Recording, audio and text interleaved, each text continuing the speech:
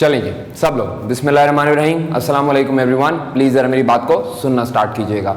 अच्छा मेरे दोस्तों, अब जो हम लोग आज की क्लास के अंदर टॉपिक स्टार्ट करने जा रहे हैं, इस टॉपिक का नाम है मेरे दोस्तों IAS 7 statement of cash flows.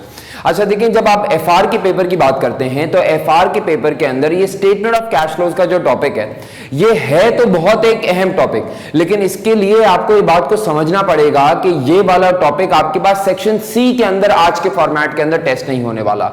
यानी कभी भी इस टॉपिक के ऊपर मेरे दोस्तों पूरे के पूरे 20 मार्क का सवाल नहीं आएगा। हाँ, ये बात जरूर है कि ये टॉपिक ऐसा टॉपिक है कि इसको एग्जामिनर बाआसानी किसी MTQ के अंदर टेस्ट कर सकता है, या इसके एक से ज्यादा टाइप के MCQ बना के आपको ये टेस्ट कर सकता है। इसमें कोई भी प्रॉब्लम नहीं होगी एग्जामिनर को, तो आपको ये बात को गौर से सुनना जरूरी है। मेरा अपना ये मानना है कि वैसे तो चंद पिछले अटेम्प्ट से देखा जा रहा है कि IAS 7 बहुत ज्यादा मार्क्स के लिए टेस्ट नहीं होता, लेकिन मेरा अपना मानना है कि कभी भी औनी पौनी अटेम्प्ट के अंदर ये 8 से 10 मार्क का पूरे आपके 100 मार्क्स के पेपर के अंदर टेस्ट हो सकता है। एंड देयरफॉर हमें ये इंश्योर करना पड़ेगा कि हम 8 से 10 मार्क्स ना छोड़ें। अच्छा वैसे तो मैंने अभी आपको ये बता दिया कि ये वाला पर्टिकुलर टॉपिक आपके पास सेक्शन C के अंदर यानी लॉन्ग क्वेश्चन के अंदर टेस्ट नहीं होने वाला, लेकिन फिर भी just for the safe side मैं आपको बिल्कुल ये टॉपिक कैसे पढ़ाऊंगा कि जैसे आपके पास ये पूरा का पूरा एरिया लॉन्ग क्वेश्चंस के अंदर टेस्ट होने वाला है। सिर्फ पढ़ाऊंगा ऐसे नहीं कि जैसे ये लॉन्ग क्वेश्चंस के अंदर टेस्ट होने वाला है, बल्कि जब इसके सवाल करवाऊंगा तो वो सवाल भी वो पुराने जाके सवाल करवाऊंगा जो कि पूरे 15-20 मार्क के टेस्ट हुए हुए थे। इससे होगा ये कि अल्टीमेटली आपकी प्रैक्टिस बहुत ज्यादा अच्छी हो जाए करेगी। जब आप एक लॉन्ग क्वेश्चन की तैयारी कर लिया करेंगे तो फॉर श्योर आपके लिए कभी भी कोई छोटा सवाल कोई खास मायने नहीं रखा करेगा, यानी इंशाअल्लाह ताला जरूर निमट जाएगा। क्लियर होती है बात? ये अब मेरी बात को जरा गौर से सुनना स्टार्ट कीजिएगा मेरे दोस्तों। अभी जो हम लोग टॉपिक पढ़ने जा रहे हैं, इस टॉपिक का नाम है IAS 7 statement of cash flows. मैं हमेशा कहता हूं कि देखो, किसी भी टॉपिक को समझने के लिए सबसे पहले उसका नाम समझना जरूरी होता है। अगर आपको किसी भी टॉपिक का नाम समझ में आ जाएगा तो उसका काम भी समझ में आ जाएगा, और अगर किसी टॉपिक का नाम ना समझ में आया तो फिर कुछ भी कर लो आपको काम भी समझ में नहीं आएगा। सर, हमारा सबसे पहला आपसे सवाल ये बनता है कि आप ये जो IAS 7 की स्टेटमेंट ऑफ कैश फ्लोज नामी टॉपिक पढ़ाने जा रहे हैं, इसके नाम के अंदर लिखा हुआ है कि ये एक स्टेटमेंट है। स्टेटमेंट से सर हमारे दिमाग में कुछ और स्टेटमेंट्स भी आती हैं। आज से पहले सर हमने कहीं ना कहीं ये पढ़ा हुआ है कि कोई ना कोई चीज ऐसी होती है जिसको हम लोग स्टेटमेंट ऑफ कॉम्प्रिहेंसिव इनकम कहते हैं। सर हमने ये भी पढ़ा हुआ है कि कोई ना कोई चीज ऐसी होती है जिसको हम statement of changes in equity कहते हैं। सर हमने ये भी पढ़ा हुआ है कि कोई ना कोई चीज ऐसी होती है जिसको स्टेटमेंट ऑफ फाइनेंशियल पोजीशन कहा जाता है। यानी सर समझ में ही आता है कि आज से पहले यानी इस सेशन से पहले, इस क्लास से पहले दुनिया के अंदर वाकई में बहुत सारी स्टेटमेंट्स और मौजूद थी। सर हमारा सवाल आपसे सबसे पहले यह बनता है कि सर अगर दुनिया के अंदर आज से पहले statement of comprehensive income already मौजूद है, सर अगर दुनिया के अंदर आज से पहले statement of changes in equity यानी इक्विटी होल्डर का वॉलेट मौजूद है, सर अगर आज से पहले दुनिया के अंदर statement of financial position already मौजूद है, तो सर अगर दुनिया के अंदर ये सारी चीजें ऑलरेडी मौजूद हैं, तो फिर आखिरकार ये दुनिया के अंदर ये स्टेटमेंट ऑफ कैश फ्लोज क्यों आ गई? यानी हमारा सबसे पहला सवाल आपसे ये बनता है कि why prepare a separate statement for cash flows? क्या जरूरत है इस बात की? तो मेरे दोस्तों, जैसे ही हमने सबसे पहले जाके IAS 7 से सवाल ये पूछा कि जरा आप लोग बताइएगा कि दुनिया के अंदर IAS 7 नामी स्टेटमेंट ऑफ कैश फ्लोज की क्यों जरूरत है? भाई company statement of comprehensive income बनाती है, उस स्टेटमेंट ऑफ प्रॉफिट और लॉस के अंदर ऑलरेडी पता लग जाता है कि कंपनी की प्रॉफिटेबिलिटी क्या है, ऑलरेडी पता लग जाता है कि कंपनी की टोटल कॉम्प्रिहेंसिव इनकम क्या है। जब हम statement of changes in equity बनाते हैं तो इक्विटी होल्डर के वॉलेट के बारे में हमको पता लग जाता है। जब हम स्टेटमेंट ऑफ फाइनेंशियल पोजीशन बनाते हैं तो पूरी कंपनी की बैलेंस शीट के अंदर, पूरी कंपनी की बैलेंस शीट के अंदर कंपनी के हालात और वाकयात क्लियर हो जाते हैं। जब सर दुनिया के अंदर और इतनी सारी स्टेटमेंट्स हैं, और सबसे बिलखुसूस जब दुनिया के अंदर ऑलरेडी स्टेटमेंट ऑफ प्रॉफिट और लॉस मौजूद है, यानी कमाई कहां से आ रही है और खर्चे कहां जा रहे हैं, जब ये सारा का सारा हिसाब किताब मौजूद है, तो फिर कैश फ्लोज की स्टेटमेंट अलग क्यों बनाएं? क्यों हिसाब किताब कैश का अलग किया करें जब दुनिया के अंदर ऑलरेडी प्रॉफिट और लॉस अकाउंट मौजूद है? क्या जरूरत है स्टेटमेंट ऑफ कैश फ्लोज को बनाने की? तो सुनो, मेरे दोस्तों जब IAS 7 से ये बात पूछी गई ना तो IAS 7 ने जवाब देना स्टार्ट किया। IAS 7 ने बोला कि मेरे दोस्तों तुम लोग ये समझते हो कि दुनिया के अंदर सबसे important accounting statement of profit और लॉस है, क्योंकि उससे सारी की सारी कंपनी का कमर्शियल ऑब्जेक्टिव क्लियर हो जाता है, कमर्शियल ऑब्जेक्टिव की अप्रेजल हो जाती है, तुमको फौरन के फौरन पता लग जाता है कि ये कंपनी वारे की कंपनी है या नहीं है, यानी इस कंपनी के अंदर प्रॉफिटेबिलिटी है या नहीं है। तुम तो वैसे तो सारी की सारी बात को ऑलरेडी कंक्लूड कर लेते हो स्टेटमेंट ऑफ प्रॉफिट और लॉस के साथ, लेकिन तुम्हारी स्टेटमेंट ऑफ प्रॉफिट और लॉस के अंदर मसले हैं। हमने बोला क्या मसले हैं? तो कहने लगे भाई IAS 7 ये कहता है कि तुम्हारे प्रॉफिट एंड लॉस अकाउंट के अंदर मसले हैं। हमने बोला क्या मसले हैं? कहने लगे कि प्रॉफिट एंड लॉस अकाउंट सही पिक्चर डिनोट नहीं करता। हमने बोला आप कैसे कह सकते हो कि यार प्रॉफिट एंड लॉस अकाउंट सही पिक्चर डिनोट नहीं करता? तो कहने लगे कि इस वजह से प्रॉफिट और लॉस अकाउंट सही पिक्चर डिनोट नहीं करता क्योंकि तुम्हारा प्रॉफिट और लॉस अकाउंट बहुत ज्यादा इफेक्टेड होता है अकाउंटिंग एस्टिमेट्स और अकाउंटिंग पॉलिसीज से। हमने बोला तो इससे क्या फर्क पड़ता है? तो कहने लगे तुम्हारे प्रॉफिट और लॉस अकाउंट के अंदर बहुत सारी नॉन कैश एक्सपेंसेस और बहुत सारी नॉन कैश इनकम्स शामिल होती हैं। सच है, मिसाल के तौर पे तुम्हारे प्रॉफिट और लॉस अकाउंट के अंदर डेप्रिसिएशन शामिल होती है। अगर एक्सपेंसेस की कैटेगरी के अंदर देखा जाए तो रॉ मटेरियल की कॉस्ट के बाद और शायद फ्यूल की कॉस्ट के बाद अक्सर कंपनीज की जो सबसे बड़ी कॉस्ट होती है मेरे दोस्तों वो डेप्रिसिएशन की कॉस्ट होती है, लेकिन डेप्रिसिएशन एक नॉन कैश एक्सपेंस है। तुम अपने अकाउंट्स के अंदर अक्सर जाकर रिकॉर्ड करते हो वो bad debt, check debt, provision for doubtful debts, और ये सब भी क्या है मेरे दोस्तों? नॉन कैश है। तुम अपने अकाउंट्स के अंदर जाकर रिकॉर्ड करते हो अक्सर फेयर वैल्यू गेन या लॉस, लेकिन ये फेयर वैल्यू गेन या लॉस भी क्या है मेरे दोस्तों? नॉन कैश है। अभी पैसे मिले नहीं है लेकिन मार्केट का उतार चढ़ाव मेरे दोस्तों अभी से जाकर रिकॉर्ड कर दिया जाता है। इन्वेस्टमेंट प्रॉपर्टी के ऊपर ये काम किया जाता है, एग्रीकल्चरल एसेट्स के ऊपर, बायोलॉजिकल एसेट्स के ऊपर जाके ये काम किया जाता है। और क्योंकि इतने सारे काम ऑलरेडी किए जा रहे हैं, क्योंकि इतने सारे नॉन कैश एक्सपेंसेस और इनकम्स के जो है पीएनएल के अंदर शामिल किए जा रहे हैं, तो पीएनएल दर हकीकत सही प्रॉफिट नहीं डिनोट करता।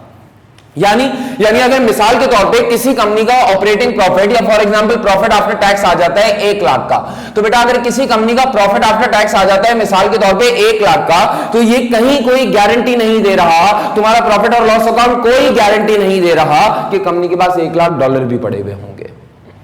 तुम्हारे $1 लाख के प्रॉफिट के अंदर आने तक बहुत सारे फेयर वैल्यू गेन्स या फेयर वैल्यू लॉसेस शामिल होंगे, बहुत सारी डेप्रिसिएशन, बहुत सारे नॉन कैश एक्सपेंसेस और नॉन कैश इनकम शामिल होंगी। एंड देयरफॉर क्योंकि तुम्हारे पीएनएल के अंदर बहुत सारी नॉन कैश की चीजें शामिल होती हैं, तो 1 लाख का प्रॉफिट या 1 लाख का लॉस डज नॉट गारंटी कि आपके कैश के हालात और वाकयात ऐसे ही हैं। तो हमने IAS 7 से पूछा कि भाई कैश से क्या लेना देना हमारा? तो कहने लगे लेना देना है। व्हाई? बिकॉज बेटा आज के सबसे primary stakeholder shareholders की बात करें तो बेटा प्रॉफिट और लॉस अकाउंट की प्रॉफिट की फिगर एक मिसलीडिंग फिगर है। हमने बोला कैसे मिसलीडिंग फिगर है? तो कहने लगे profits do not themselves mean cash, and since profits do not mean cash, therefore just because a company is profitable that does not guarantee your shareholders कि उनको डिविडेंड्स मिलेंगे ही मिलेंगे। बेटा डिविडेंड्स दिए जाते हैं पैसों के अंदर, कैश के अंदर, और अगर डिविडेंड्स दिए जाते हैं मेरे दोस्तों कैश के अंदर तो what is more important, profit या कैश? तो बोला गया कैश। तो इसका मतलब ये समझ में आया कि प्रॉफिट और लॉस अकाउंट सही फिगर नहीं बताता। प्रॉफिट और लॉस अकाउंट कभी कभार शेयर होल्डर्स को मिसलीड कर सकता है। वो समझा करेंगे कि क्योंकि कंपनी प्रॉफिट के अंदर है तो हमें डिविडेंड मिलेगा ही मिलेगा, लेकिन उनको बता दो कि भाई डिविडेंड आपको प्रॉफिट से नहीं मिल रहा होता, बल्कि दर हकीकत सच्चाई ये है कि डिविडेंड आपके हाथ में कैश में लाके रखा जाता है। तो कैश इज किंग, कैश का होना ज्यादा जरूरी है एज कंपेयर टू प्रॉफिट्स का होना। मानते हैं सब लोग इस बात को? फिर अगर आप लोग इक्विटी होल्डर के बाद अपने नेक्स्ट बेस्ट फाइनेंसर की बात करें, अपने क्रेडिटर्स की बात करें, अपने डेट होल्डर्स की बात करें, तो बेटा जो आपके डेट होल्डर्स होते हैं, जो कि आपके सबसे next best important stakeholder हैं, तो अगर आप डेट होल्डर्स की बात करें, क्रेडिटर्स की बात करें, तो क्रेडिटर्स आर नॉट कंसर्न कि आपके प्रॉफिट और लॉस अकाउंट के अंदर क्या फिगर आ रही है, but they are more concern कि क्या कंपनी के अंदर एबिलिटी है कैश के अंदर रीपे करने की। शेयर होल्डर्स डिविडेंड चाहते हैं, कैश की जरूरत होगी। डेट होल्डर्स रीपेमेंट चाहते हैं, कैश की जरूरत होगी। प्रॉफिट और लॉस अकाउंट से कुछ पता नहीं चलता। सर क्या सिर्फ इक्विटी होल्डर्स और डेट होल्डर्स का मामला है? नहीं बेटा, और बहुत सारे स्टेक होल्डर्स उठा के देखो, सब लोग कैश के पीछे भागते हैं। यानी मिसाल के तौर पे अगर आप प्रॉफिट और लॉस अकाउंट की बात करें तो क्योंकि प्रॉफिट इज नॉट कैश, क्योंकि प्रॉफिट के अंदर बहुत सारे नॉन कैश एक्सपेंसेस और नॉन कैश इनकम शामिल है, और क्योंकि प्रॉफिट कैश नहीं होता तो कभी कभार प्रॉफिट का होना ये मिसलीड कर सकता है आपके एम्प्लॉइज को। उनको पता होना चाहिए है कि profits do not necessarily mean पे राइज और बोनसेस, क्योंकि पे राइज या बोनस दिया जाता है कैश के अंदर और नॉट प्रॉफिट्स के अंदर। प्रॉफिट्स इंपॉर्टेंट नहीं है, कैश ज्यादा इंपॉर्टेंट है, ये IAS 7 कहता है। सर और कोई बात? हाँ मेरे दोस्तों, और भी कोई बात है। मिसाल के तौर पे आप इन स्टेक होल्डर्स को उठा के देखें, आप टैक्स वालों की बात जाके देखें। आप सब लोगों ने कहीं ना कहीं आप पढ़ लिया है कि जो टैक्स वाले होते हैं they are more concern with cash profits rather than your accounting profits, यानी प्रॉफिट एंड लॉस अकाउंट का सिर्फ प्रॉफिट एंड लॉस अकाउंट का होना काफी नहीं था। इसी तरह अगर आप आगे चल के देखें, अगर आप बिजनेस ग्रोथ की बात करें, बेटा हर कमर्शियल ऑर्गेनाइजेशन का प्राइमरी ऑब्जेक्टिव ये होता है कि आप अपने शेयर होल्डर की वेल्थ को मैक्सिमाइज करें। और जब आप मैक्सिमाइजेशन का लफ्ज इस्तेमाल करते हैं तो इसका मतलब खूब से खूब तक को तलाश करने जाते हैं, आप अपने बिजनेस को ग्रो करने जाते हैं, एक्सपैंड करने जाते हैं, दूसरी कंपनीज को एक्वायर करने जाते हैं, नई प्रोडक्ट्स लॉन्च करने जाते हैं, नए रीजन्स के अंदर जाके परफॉर्म करने की कोशिश करते हैं, नए कस्टमर्स को बनाने की कोशिश करते हैं। लेकिन ये सारा का सारा ग्रोथ ओरिएंटेड काम प्रॉफिट से नहीं होता, ये सारा का सारा ग्रोथ ओरिएंटेड काम दर हकीकत कैश से होता है। तो व्हाट इज मोर इंपॉर्टेंट? अगर आपको स्ट्रेटेजिक डिसीजंस लेने हैं, अगर आपको स्टेक होल्डर्स को जवाब देना है, अगर आपने टैक्स वालों को जवाब देना है, अगर आपने डिसीजन मेकिंग करनी है, तो उसके लिए प्रॉफिट और लॉस अकाउंट से ज्यादा कैश इंपॉर्टेंट है। और क्योंकि हमें सारे स्टेक होल्डर्स को देखते हुए, चाहे वो मैनेजमेंट हो, चाहे वो एम्प्लॉइज हो, चाहे वो क्रेडिटर्स हो, चाहे वो शेयर होल्डर्स हो, इन स्टेक होल्डर्स की नीड को देख के अंदाजा ये होता है कि cash statement is more important. और इन्हीं स्टेक होल्डर्स की नीड को मद्देनजर रखते हुए दुनिया के अंदर आया मेरे दोस्तों IAS 7, और इस IAS 7 ने बोला कि क्योंकि हमारे सारे स्टेक होल्डर्स प्रॉफिट और लॉस अकाउंट के अलावा ये भी जानना चाहते हैं कि कंपनी की जेबों के अंदर पैसा कितना है, तो हमारे स्टेक होल्डर्स अगर कैश के बारे में जानना चाहते हैं तो हमारा कर्तव्य बनता है, हमारी रिस्पॉन्सिबिलिटी बनती है कि हम उनको कैश के बारे में ही बताया करें। एंड देयरफॉर IAS 7 रिक्वायर्स कि एक सेपरेट स्टेटमेंट बनानी चाहिए है हर ऑर्गेनाइजेशन को for the purpose of cash and cash equivalents. IAS 7 क्या कहता है मेरे दोस्तों? IAS 7 ये कहता है कि हम हर कंपनी के ऊपर लाजिम करार देते हैं कि जहां वो अपना प्रॉफिट और लॉस अकाउंट बनाते हैं, कंपनी की कमाइयों के बारे में बताते हैं, सही है। जहां वो बैलेंस शीट बनाते हैं, सही है। जहां वो statement of changes in equity या डिस्क्लोजर देते हैं, सही है। लेकिन इन सारी बातों के बाद क्योंकि हमारे स्टेक होल्डर्स दर हकीकत कैश को फोकस कर रहे होते हैं, तो आप एक सेपरेट स्टेटमेंट बनाए जो कि फोकस किसके ऊपर करेगी? कैश एंड कैश इक्विवेलेंट्स के ऊपर।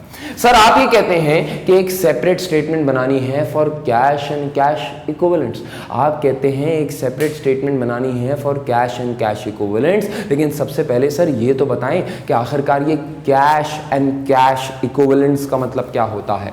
तो मेरे दोस्तों जरा लॉजिकली सोचो, बेटा कैश का मतलब क्या होता है? पैसा आपकी जेब में। कैश इक्विवेलेंट्स का मतलब क्या है?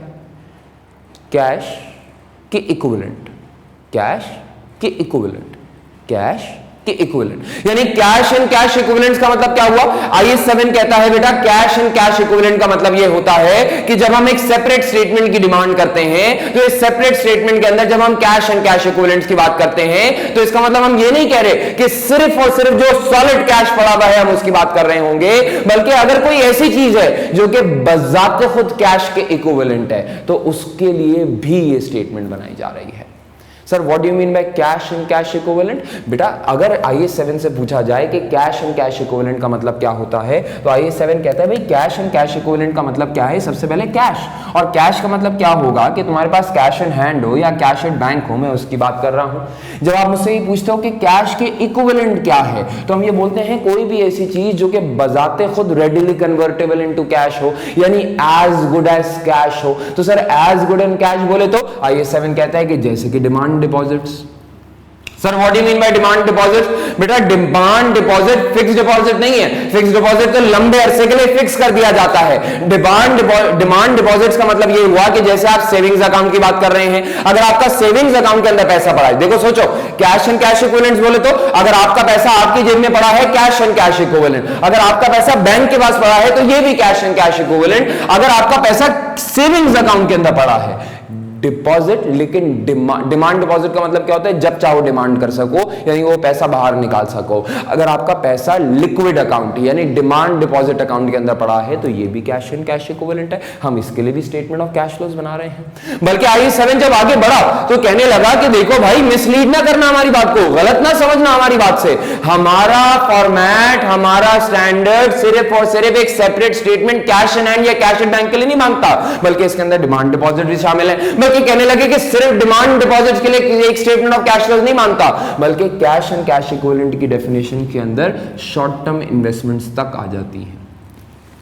अगर आपके पास कैश इन हैंड है, कैश एंड कैश इक्विवेलेंट। अगर आपके पास कैश एट बैंक है, कैश एंड कैश इक्विवेलेंट। अगर आपका saving short term savings account के अंदर पैसा पड़ा हुआ है, कोई बात नहीं, कैश एंड कैश इक्विवेलेंट। बल्कि यहां तक कहने लगे कि अगर आपने कहीं और जाके इन्वेस्ट किया हुआ है, कोई शॉर्ट टर्म के लिए इन्वेस्टमेंट की हुई है, यानी वो ऐसी शॉर्ट टर्म की इन्वेस्टमेंट है जो कि बजाते खुद रेडिली कन्वर्टेबल इनटू कैश है, यानी ऐसी इन्वेस्टमेंट है कि बजाय इसके कि आपने लिक्विड कैश रखा हुआ होता, आपने उस चीज में पैसे लगा के लिक्विड कैश रखा हुआ है, कोई बहुत ही शॉर्ट टर्म के लिए इन्वेस्टमेंट की हुई है, तो वो भी कैश एंड कैश इक्विवेलेंट है।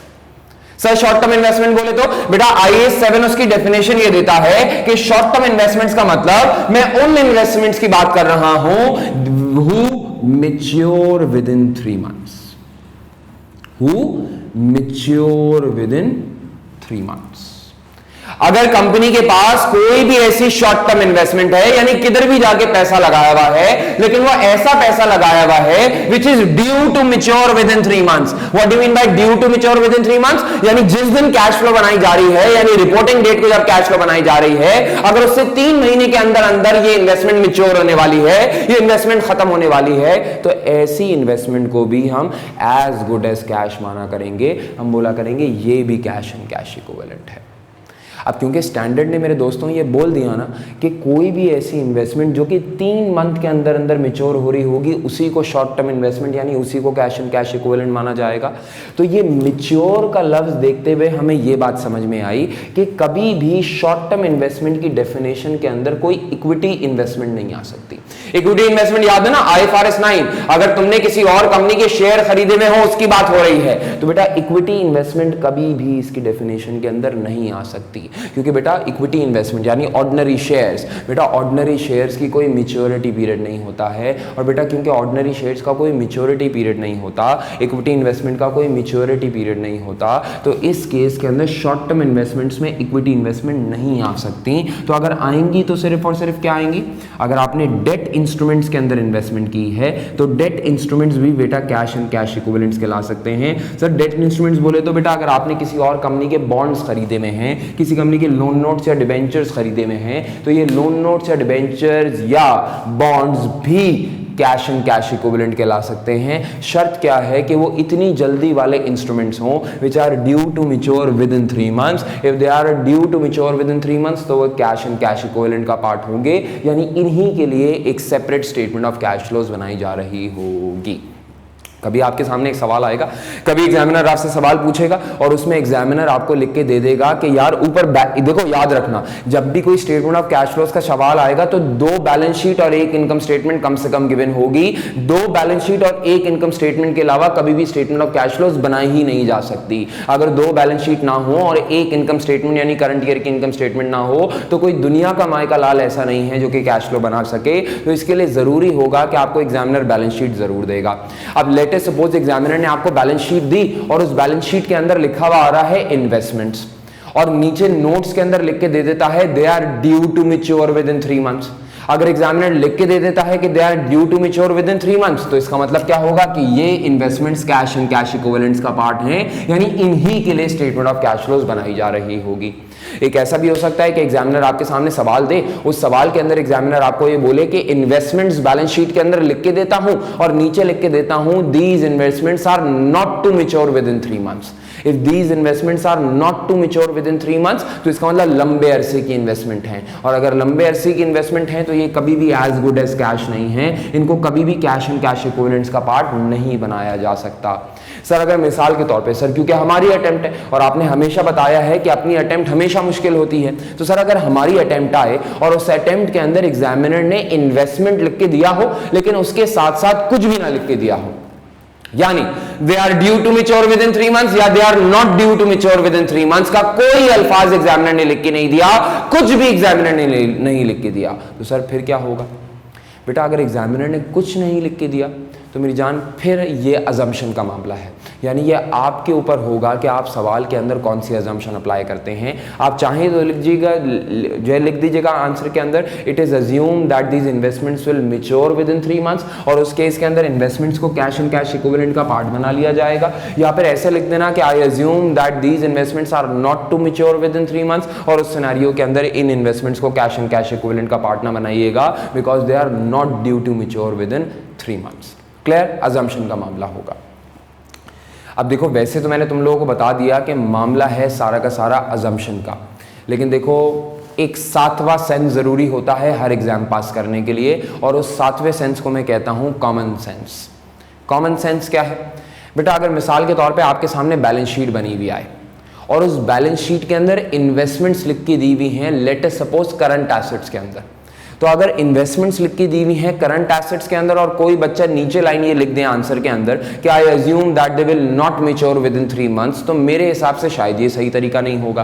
भाई करंट एसेट्स के अंदर लिख के दिया है ना, तो अगर करंट एसेट्स के अंदर लिख के दिया है तो 1 साल के अंदर अंदर बात होगी, और अगर 1 साल के अंदर अंदर बात है तो सेफ अजम्पशन ये होगी सवाल के अंदर कि आप बोलेंगे कि I assume that these investments mature within 3 months. और इसी तरह अगर मिसाल के तौर पे सवाल के अंदर लिखी भी आ जाए इन्वेस्टमेंट्स, लेकिन वो इन्वेस्टमेंट्स लिखी भी हो नॉन करंट एसेट्स के अंदर, अब अगर नॉन करंट एसेट्स के अंदर लिखी हुई हो और कोई बच्चा यहां पे ये अजम्पशन अप्लाई कर दे कि I assume that these investments will mature within 3 months, तो आई गेस ये भी गलत अजम्पशन हुआ करेगी। नॉन करंट एसेट्स के अंदर इन्वेस्टमेंट लिखी हुई है तो इसका मतलब 1 साल से तो आगे की कहानी है, यानी कभी भी 3 मंथ्स के अंदर अंदर वाली बात नहीं हो सकती। उस केस के अंदर आप लॉजिकली अपनी अजम्पशन सवाल के अंदर क्या कोट करेंगे? That I assume that these investments will not mature within 3 months, यानी कैश एंड कैश इक्विवेलेंट्स का पार्ट नहीं हो सकती। क्लियर होती है बात ये? अब देखिए सबसे पहले मैंने आपको ये समझाया कि हम स्टेटमेंट ऑफ कैश फ्लोज बनाते क्यों हैं, क्योंकि हमारे स्टेक होल्डर्स की डिमांड है। हम स्टेटमेंट ऑफ कैश फ्लोज बनाते हैं तो कैश एंड कैश इक्विवेलेंट को देखते हुए बनाते हैं, और कैश एंड कैश इक्विवेलेंट के अंदर ये तीनों चीजें आती हैं। इन्वेस्टमेंट्स भी आती हैं प्रोवाइडेड दे mature within 3 months. Equity shares नहीं आ सकते क्योंकि उनकी कोई मैच्योरिटी डेट नहीं होती। डन। अब सर आपने बहुत बातें कर ली कि स्टेटमेंट ऑफ कैश फ्लोज बनाते क्यों हैं, अब जरा ये तो बताएं कि ये स्टेटमेंट ऑफ कैश फ्लोज नामी स्टेटमेंट जो आप बार बार कही जा रहे हैं, ये स्टेटमेंट ऑफ कैश फ्लोज बनाते कैसे हैं? तो मेरे दोस्तों दुनिया के अंदर IAS 7 है, और IAS 7 कहता है कि स्टेटमेंट ऑफ कैश फ्लोज हमेशा 3 हेडिंग्स के अंदर बनाई जाएंगी। एक हेडिंग होगी जिसका नाम होगा cash flow from operating activities, एक हेडिंग होगी जिसका नाम होगा cash flow from investing activities, और एक होगी हेडिंग जिसका नाम होगा cash flow from financing activities. मेरे साथ याद कर लो, 3 हेडिंग्स के अंदर स्टेटमेंट ऑफ कैश फ्लोज बनाई जाती है। Cash flow from operating activities, cash flow from investing activities, cash flow from financing activities. Clear होती है बाकी? अब सर ये 3 हेडिंग्स के अंदर क्यों बनाई जाती है? मेरे दोस्तों देखो हमेशा याद रखना, एक ऑर्गेनाइजेशन के अंदर मैक्सिमम 3 ही इंपॉर्टेंट काम के हो सकते हैं, यानी 3 ही काम इंपॉर्टेंट हो सकते हैं। पहली बात ऑपरेशंस कैसे चल रहे हैं, दूसरी बात ऑपरेशंस के साथ साथ कंपनी इन्वेस्टमेंट्स किधर किधर करती चली जा रही है, नॉन करंट एसेट्स के अंदर पैसा लग रहा है या नहीं लग रहा, किसी और कंपनी को एक्वायर किया जा रहा है या नहीं जा रहा, पुराने गले सड़े एसेट्स को बेचा जा रहा है या नहीं जा रहा, इन्वेस्टमेंट बड़ी इंपॉर्टेंट होती है। और तीसरा काम जो किसी भी ऑर्गेनाइजेशन के अंदर इंपॉर्टेंट होता होगा वो यही होता होगा कि कंपनी के पास से पैसों की लेन देन कैसे हो रही है, यानी पैसा आ कहाँ से रहा है और जा कहाँ को रहा है, यानी फाइनेंसिंग एक्टिविटीज इंपॉर्टेंट होती हैं। क्योंकि किसी भी ऑर्गेनाइजेशन के अंदर 3 ही एक्टिविटीज इंपॉर्टेंट है। आप खुद सोच लें, कोई चौथी अगर आपको समझ में आती है तो मुझे बताएं। क्योंकि किसी भी ऑर्गेनाइजेशन के अंदर 3 ही कोर एक्टिविटीज इंपॉर्टेंट होती हैं, तो इसीलिए IAS 7 को दुनिया के अंदर जब बनाया गया तो वो 3 ही हेडिंग्स के अंदर बनाया गया। जब हम cash flow from operating activities को देखते हैं तो cash flow from operating activities के अंदर हम सारी की सारी बात करते हैं ऑपरेशन से रिलेटेड। यानी ऑपरेशन से रिलेटेड का मतलब क्या हुआ कि कंपनी जो प्रोडक्ट बना के सेल करती है या जो सर्विसेज परफॉर्म करके देती है, उन ऑपरेशंस को परफॉर्म करने के अंदर कंपनी को मुनाफा मुनाफा होता है या कंपनी का पैसा चला जाता है, यानी कंपनी के पास पैसा बच जाता है या कंपनी को पैसा लगाना पड़ जाता है अपने ऑपरेशंस के अंदर। Cash flow from operating activities का दर हकीकत ताल्लुक आपके सारे के सारे बिजनेस के ऑपरेशन से है।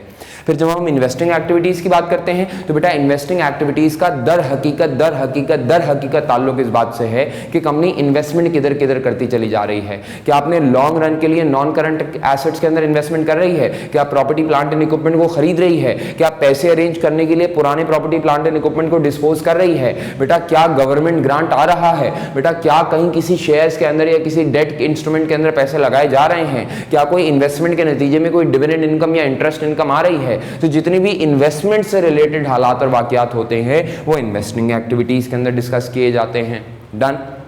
इसी तरह एक और एक्टिविटी आपके पास है मेरे दोस्तों, एक और हेडिंग होती है जिसका नाम होता है cash flow from financing activities. देखिए हम जब भी फाइनेंसिंग की बात करते हैं ना तो फाइनेंसिंग के अंदर हम सब लोगों ने पढ़ा है कि एक कंपनी के पास फाइनेंस दो ही सोर्सेस से आ सकता है, या तो इक्विटी से आता है या तो डेट से आता है, क्योंकि सिर्फ इक्विटी और डेट ही दो ऐसे सोर्सेज होते हैं जो कि कंपनी के अंदर फाइनेंस लेकर आते हैं। तो फिर ऐसे समझ लो कि जब भी हम फाइनेंसिंग एक्टिविटीज के अंदर बात किया करेंगे तो हम इक्विटी या डेट से रिलेटेड बात किया करेंगे। इक्विटी से रिलेटेड बात करने का मतलब ये हुआ कि शेयर्स के जरिए कितना पैसा आ रहा है और डिविडेंड के जरिए कितना जा रहा है। जब हम डेट की बात किया करेंगे तो हम ये देखा करेंगे कि कौन कौन सी डेट की सोर्सेज से बिजनेस के अंदर पैसा आ रहा है और कौन कौन सा डेट रीपे होता चला जा रहा है। यानी अगेन इक्विटी और डेट से रिलेटेड बात फाइनेंसिंग एक्टिविटीज के अंदर हुआ करेगी। डन। अब देखिए बेटा हमें यह बात तो मालूम है कि अल्टीमेटली जो भी स्टेटमेंट ऑफ कैश फ्लोज बनानी है और जैसे भी बनानी है, अभी हम सीखेंगे कि कैसे बनानी है, लेकिन जो भी स्टेटमेंट ऑफ कैश फ्लोज बनानी है वो बनानी तीन हेडिंग्स के अंदर है। Again operating activities, investing activities और फाइनेंसिंग एक्टिविटीज।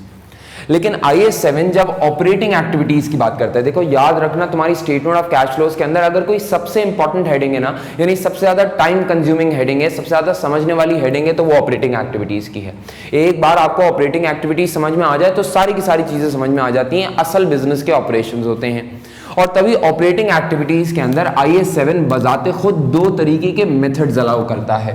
ये बात जरूर आपको समझना जरूरी है कि इन्वेस्टिंग एक्टिविटीज और फाइनेंसिंग एक्टिविटीज एक ही तरीके से बनाए जाते हैं, लेकिन ऑपरेटिंग एक्टिविटीज के अंदर दो टाइप के मेथड्स अलाउ किए जाते हैं। एक को डायरेक्ट मेथड कहा जाता है और एक को इनडायरेक्ट मेथड कहा जाता है। अब सर सवाल यह है कि what do you mean bye direct method and what do you mean bye indirect method. बेटा डायरेक्ट मेथड का मतलब क्या होता है, जो मेथड डायरेक्ट हो। बेटा इनडायरेक्ट मेथड का मतलब क्या होता है, वो मेथड जो कि इनडायरेक्ट हो। क्या मतलब sir, what do you mean bye direct and indirect. बेटा डायरेक्ट एंड इनडायरेक्ट क्या है, बेटा आपको याद है ना कि हमारी जो स्टेटमेंट ऑफ कैश फ्लोज की कहानी स्टार्ट हुई थी, वो सारी की सारी स्टेटमेंट ऑफ कैश फ्लोज की कहानी इस वजह से स्टार्ट हुई थी कि हमने बोला था कि हमारा प्रॉफिट और लॉस अकाउंट कभी भी सही फिगर नहीं दे रहा होता, बल्कि प्रॉफिट और लॉस अकाउंट के अंदर बहुत सारे नॉन कैश एक्सपेंसेस और बहुत सारे नॉन कैश इनकम शामिल होते हैं, और तभी वो एक मीनिंगफुल रिजल्ट या कंक्लूसिव रिजल्ट नहीं दे पाता। याद है ना, सारी बातें हमारी पीएनएल से स्टार्ट हुई थी। तो क्योंकि सारी बातें पीएनएल से स्टार्ट हुई थी तो जो करेक्शंस हैं वो भी पीएनएल के अंदर ही करनी होंगी। अब अगर कभी आप कैश को, यानी कैश के लिए करेक्शंस, अगर कभी आप कैश के लिए करेक्शंस कुछ यूं करें कि आप सेल्स से अपना काम स्टार्ट करें और प्रॉफिट तक जाएं। देखिए डायरेक्ट मेथड क्या है, डायरेक्ट मेथड का कहना यह है कि भाई सब बच्चे ये बात तो समझते हैं कि मसला प्रॉफिट और लॉस अकाउंट के अंदर है, और अगर मसला प्रॉफिट और लॉस अकाउंट के अंदर है तो सही भी प्रॉफिट और लॉस अकाउंट ही होगा। अब अगर कभी ऐसा हो कि आप अपनी चीज को सही करना स्टार्ट करें फ्रॉम टॉप टू बॉटम, यानी देखिए पीएनएल का टॉप क्या होता है, सेल्स, और बॉटम क्या होता है, प्रॉफिट। तो अगर आप कभी सेल्स से चीजों को सही करना स्टार्ट करें और फिर प्रॉफिट तक जाएं तो इस सेल्स से प्रॉफिट जाने के अमल को, यानी स्ट्रेट जाने के अमल को कहा जाता है डायरेक्ट मेथड। सर सेल से प्रॉफिट जाने का मतलब क्या हुआ, बेटा सेल से प्रॉफिट जाने का मतलब ये हुआ कि आप अपने पीएनएल को कैश के अंदर कन्वर्ट करेंगे, सेल्स में से क्रेडिट सेल हटा देंगे, कॉस्ट ऑफ गुड्स सोल्ड के अंदर से क्रेडिट परचेज हटा देंगे, बाकी सारे एक्सपेंसेस के अंदर से नॉन कैश एक्सपेंसेस और इनकम्स हटा देंगे। अगर आप टॉप टू बॉटम चलना स्टार्ट करते हैं, तो अगर आप टॉप टू बॉटम चलना स्टार्ट करते हैं और नॉन कैश चीजों को हटाना स्टार्ट करते हैं तो इस मेथड को कहा जाता है बेटा डायरेक्ट मेथड। अच्छा, इसके बरक्स दुनिया के अंदर एक और मेथड भी है, और इस एक और मेथड का नाम है इनडायरेक्ट मेथड।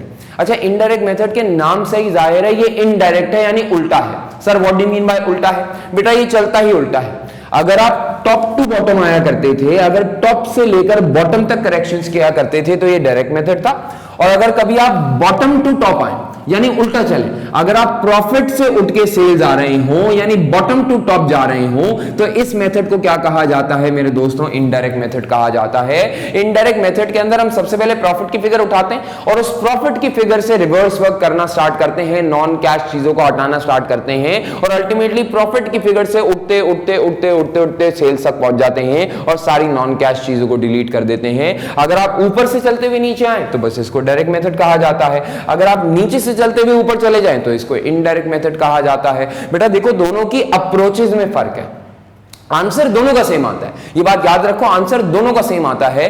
फर्क सिर्फ किसके अंदर है मेरे दोस्तों? फर्क सिर्फ और सिर्फ अप्रोच के अंदर है। या तो टॉप टू बॉटम चलो तो डायरेक्ट मेथड है, या बॉटम टू टॉप चलो तो मेरे दोस्तों ये क्या है? इनडायरेक्ट मेथड है। क्लियर होती है बात? ये अब मेरे दोस्तों सर हम क्या करने वाले हैं मेरे दोस्तों? ऑलमोस्ट 90% दुनिया और 100% आपका एग्जामिनर एफआर के पेपर के अंदर फॉलो करता है इनडायरेक्ट मेथड। अभी जब आप लोग मेरे साथ इनडायरेक्ट मेथड पढ़ेंगे ना तो आपको समझ में आएगा कि इनडायरेक्ट मेथड कॉस्ट बेनिफिशियल होता है। इनडायरेक्ट मेथड के अंदर बेनिफिट ज्यादा है क्योंकि आंसर वही लाके देता है जो कि डायरेक्ट मेथड लाके देता है, लेकिन इनडायरेक्ट मेथड के अंदर बहुत आसानी से कैश फ्लो डिराइव हो जाया करती है। और क्योंकि इनडायरेक्ट मेथड आसान होती है, क्योंकि इनडायरेक्ट मेथड बेनिफिशियल होती है, तभी मेरे दोस्तों दुनिया के अंदर और आपके एग्जाम के अंदर भी इनडायरेक्ट मेथड को फॉलो किया जाता है। ये पता होना जरूरी है कि डायरेक्ट मेथड क्या है, लेकिन डायरेक्ट मेथड सॉल्व कैसे होता है ये बेसिक F3 की बुक के अंदर लिखा हुआ था और F3 की पेपर्स के अंदर पढ़ाया जाता था। FR के पेपर के अंदर मेरे दोस्तों हम जब भी फॉलो करेंगे तो इनडायरेक्ट मेथड ही फॉलो करेंगे और पूरी दुनिया भी 90% मेरे दोस्तों किसको फॉलो करती है? इनडायरेक्ट मेथड को ही फॉलो करती है। तो जो फॉर्मेट मैं आपके सामने अभी दिखाने जाऊंगा वो फॉर्मेट मेरे दोस्तों किसका होगा? इनडायरेक्ट मेथड का होगा। हम ऑपरेटिंग एक्टिविटीज को इनडायरेक्ट मेथड के थ्रू बनाएंगे, बाकी इन्वेस्टिंग होगी और आपके पास फाइनेंसिंग होगी। क्लियर होती है बात? ये अब जरा फॉर्मेट को देखिएगा। डन है?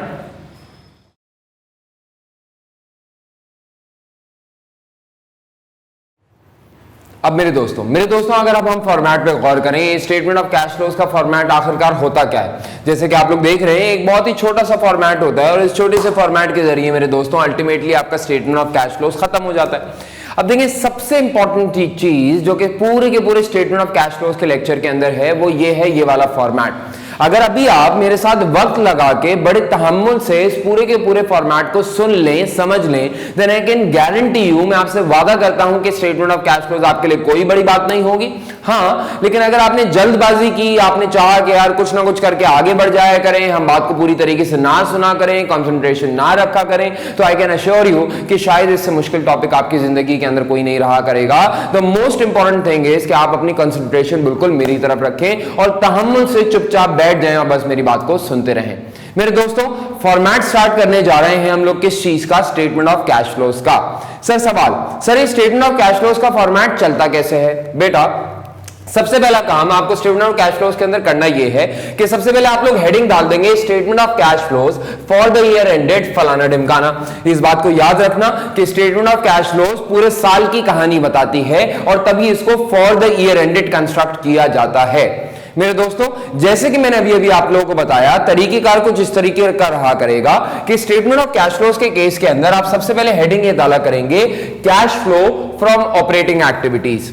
और cash flow from operating activities के हेडिंग के अंदर सारी की सारी ऑपरेशंस रिलेटेड बातें की जाएंगी, यानी सारी की सारी बिजनेस ओरिएंटेड बातें की जाएंगी, या ऐसे समझ लीजिए कि सारी की सारी प्रॉफिट और लॉस ओरिएंटेड बातें की जाएंगी। क्लियर होती है सबको ये बात? अब प्लीज मेरी बात को गौर से सुनना स्टार्ट कीजिएगा। मेरे दोस्तों ये जो स्टेटमेंट ऑफ कैश फ्लोज के अंदर cash flow from operating activities की शुरुआत होती है, इसमें सबसे पहले आप लोग जाके लिखा करेंगे प्रॉफिट बिफोर टैक्सेस। यानी सबसे पहले बेटे कौन सी फिगर उठाया करोगे तुम लोग? पीबीटी की फिगर उठाया करोगे।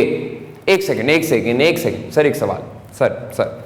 सर आप cash flow from operating activities पढ़ाने जा रहे हैं, डायरेक्ट मेथड यूज कर रहे हैं या इनडायरेक्ट मेथड यूज कर रहे हैं? बेटा इनडायरेक्ट मेथड यूज कर रहा हूं। ओके सर, चले सही मान लिया। सर इनडायरेक्ट मेथड का मतलब यह हुआ करता था कि आप बॉटम से टॉप जाया करेंगे, यानी आप पीएनएल की आखिरी फिगर से उठ के पीएनएल की टॉप वाली फिगर तक जाया करेंगे, क्योंकि आप उल्टा चला करेंगे तो तभी इसको इनडायरेक्ट मेथड कहा जाता था। हाँ बेटा बिल्कुल सही कह रहे हो। अच्छा सर आपने कहा था बॉटम टू टॉप जाया करेंगे, तो सर अगर पीएनएल का बॉटम उठा के देखें तो पीएनएल के बॉटम के ऊपर तो प्रॉफिट आफ्टर टैक्सेस की फिगर होती है, लेकिन सर आपने तो यहां पे प्रॉफिट बिफोर टैक्सेस की फिगर उठाई है, यानी उसूली तौर पे आखिरी फिगर है प्रॉफिट आफ्टर टैक्सेस। आपने एक कदम पीछे से कहानी को स्टार्ट किया है, प्रॉफिट बिफोर टैक्सेस से कहानी को स्टार्ट किया। क्यों? तो मेरे दोस्तों सुनो, मेरे दोस्तों इसकी दो लॉजिक्स हैं। क्या मतलब? भाई देखो, एक तो प्रॉफिट आफ्टर टैक्स से इस वजह से कहानी को स्टार्ट नहीं किया जाता। देखो प्रॉफिट आफ्टर टैक्स वो फिगर है जिसमें से टैक्स लेस हुआ हुआ है। क्लियर बात सबको समझ में आती है? अच्छा सब फिर तुम लोग ये बात भी समझते हो कि टैक्स एक ऐसी फिगर है which is uncontrollable by the organisation, यानी tax arises not as a result of your managers decision या because of your directors decisions, tax arises as a result of statutory obligation. It is not a contractual या operational obligation, it is more of a legal obligation. Now, since tax is a result of a fiscal policy, tax is a result of a government policy rather than our policy, तो क्योंकि tax की figure controllable नहीं होती, तो IAS 7 यहाँ पे ये कहता है कि मैं आपको प्रेफर करूंगा कि आप स्टार्ट किया करें प्रॉफिट बिफोर टैक्सेस की फिगर से, क्योंकि इस पूरी की पूरी कैश फ्लो से अल्टीमेटली हम लोग अप्रेजल किया करेंगे, क्योंकि इस पूरी की पूरी स्टेटमेंट ऑफ कैश फ्लो से बेसिकली हम परफॉर्मेंस को जज किया करेंगे कि क्या ऑपरेटिंग एक्टिविटीज की परफॉर्मेंस सही रही या नहीं रही, या इन्वेस्टिंग या फाइनेंसिंग एक्टिविटीज की परफॉर्मेंस सही रही या नहीं रही। और क्योंकि अल्टीमेटली एंड कंक्लूजन ये होगा कि स्टेक होल्डर हमारी परफॉर्मेंस को असेस करेगा, तो हम ये चाहते हैं कि ये performance assessment based on controllable figures हो, और प्रॉफिट आफ्टर टैक्स में से टैक्स जो लेस हुआ होता है वो एक अनकंट्रोलेबल फिगर होती है। एंड देयरफॉर वी सजेस्ट कि आप एक स्टेप, वैसे तो आपने बॉटम टू टॉप चलना था, लेकिन हम आपसे रिक्वेस्ट ये करते हैं कि एक स्टेप आप पीछे आ जाया करें, प्रॉफिट बिफोर टैक्सेस से बात को स्टार्ट किया करें, ताकि वाकई में कंट्रोलेबल चीजों की बेसिस के ऊपर एनालिसिस हो सके। डन। फिर एक और चीज होती थी, आप लोगों ने कहीं ना कहीं इनहैंसिंग क्वालिटेटिव कैरेक्टरिस्टिक्स के अंदर पढ़ी थी एक बात, एक क्वालिटी होती है जिसको कहा जाता है कंपैरेबिलिटी। अगर कोई कंपनी अपनी स्टेटमेंट ऑफ कैश फ्लोज को प्रॉफिट आफ्टर टैक्सेस से स्टार्ट करती है, यानी बिल्कुल ही बॉटम लाइन से स्टार्ट करती है, तो उसमें रिस्क ये नजर आता है कि प्रॉफिट आफ्टर टैक्स कंपैरेबिलिटी को इंश्योर नहीं करते। देखिए प्रॉफिट आफ्टर टैक्स में से टैक्स लेस हुआ है, लेकिन टैक्स बजाते खुद एक ऐसी फिगर है जो कि अक्सर मुल्कों के दरमियान डिफरेंट होती है, बल्कि मुल्कों के दरमियान का बहुत सारे मुल्कों के अंदर तो स्टेट लेवल के ऊपर भी टैक्स अलग अलग होता है। यानी जैसे अगर आप बात करें यूनाइटेड स्टेट्स ऑफ अमेरिका की, तो यूनाइटेड स्टेट्स ऑफ अमेरिका का मतलब क्या है? United states.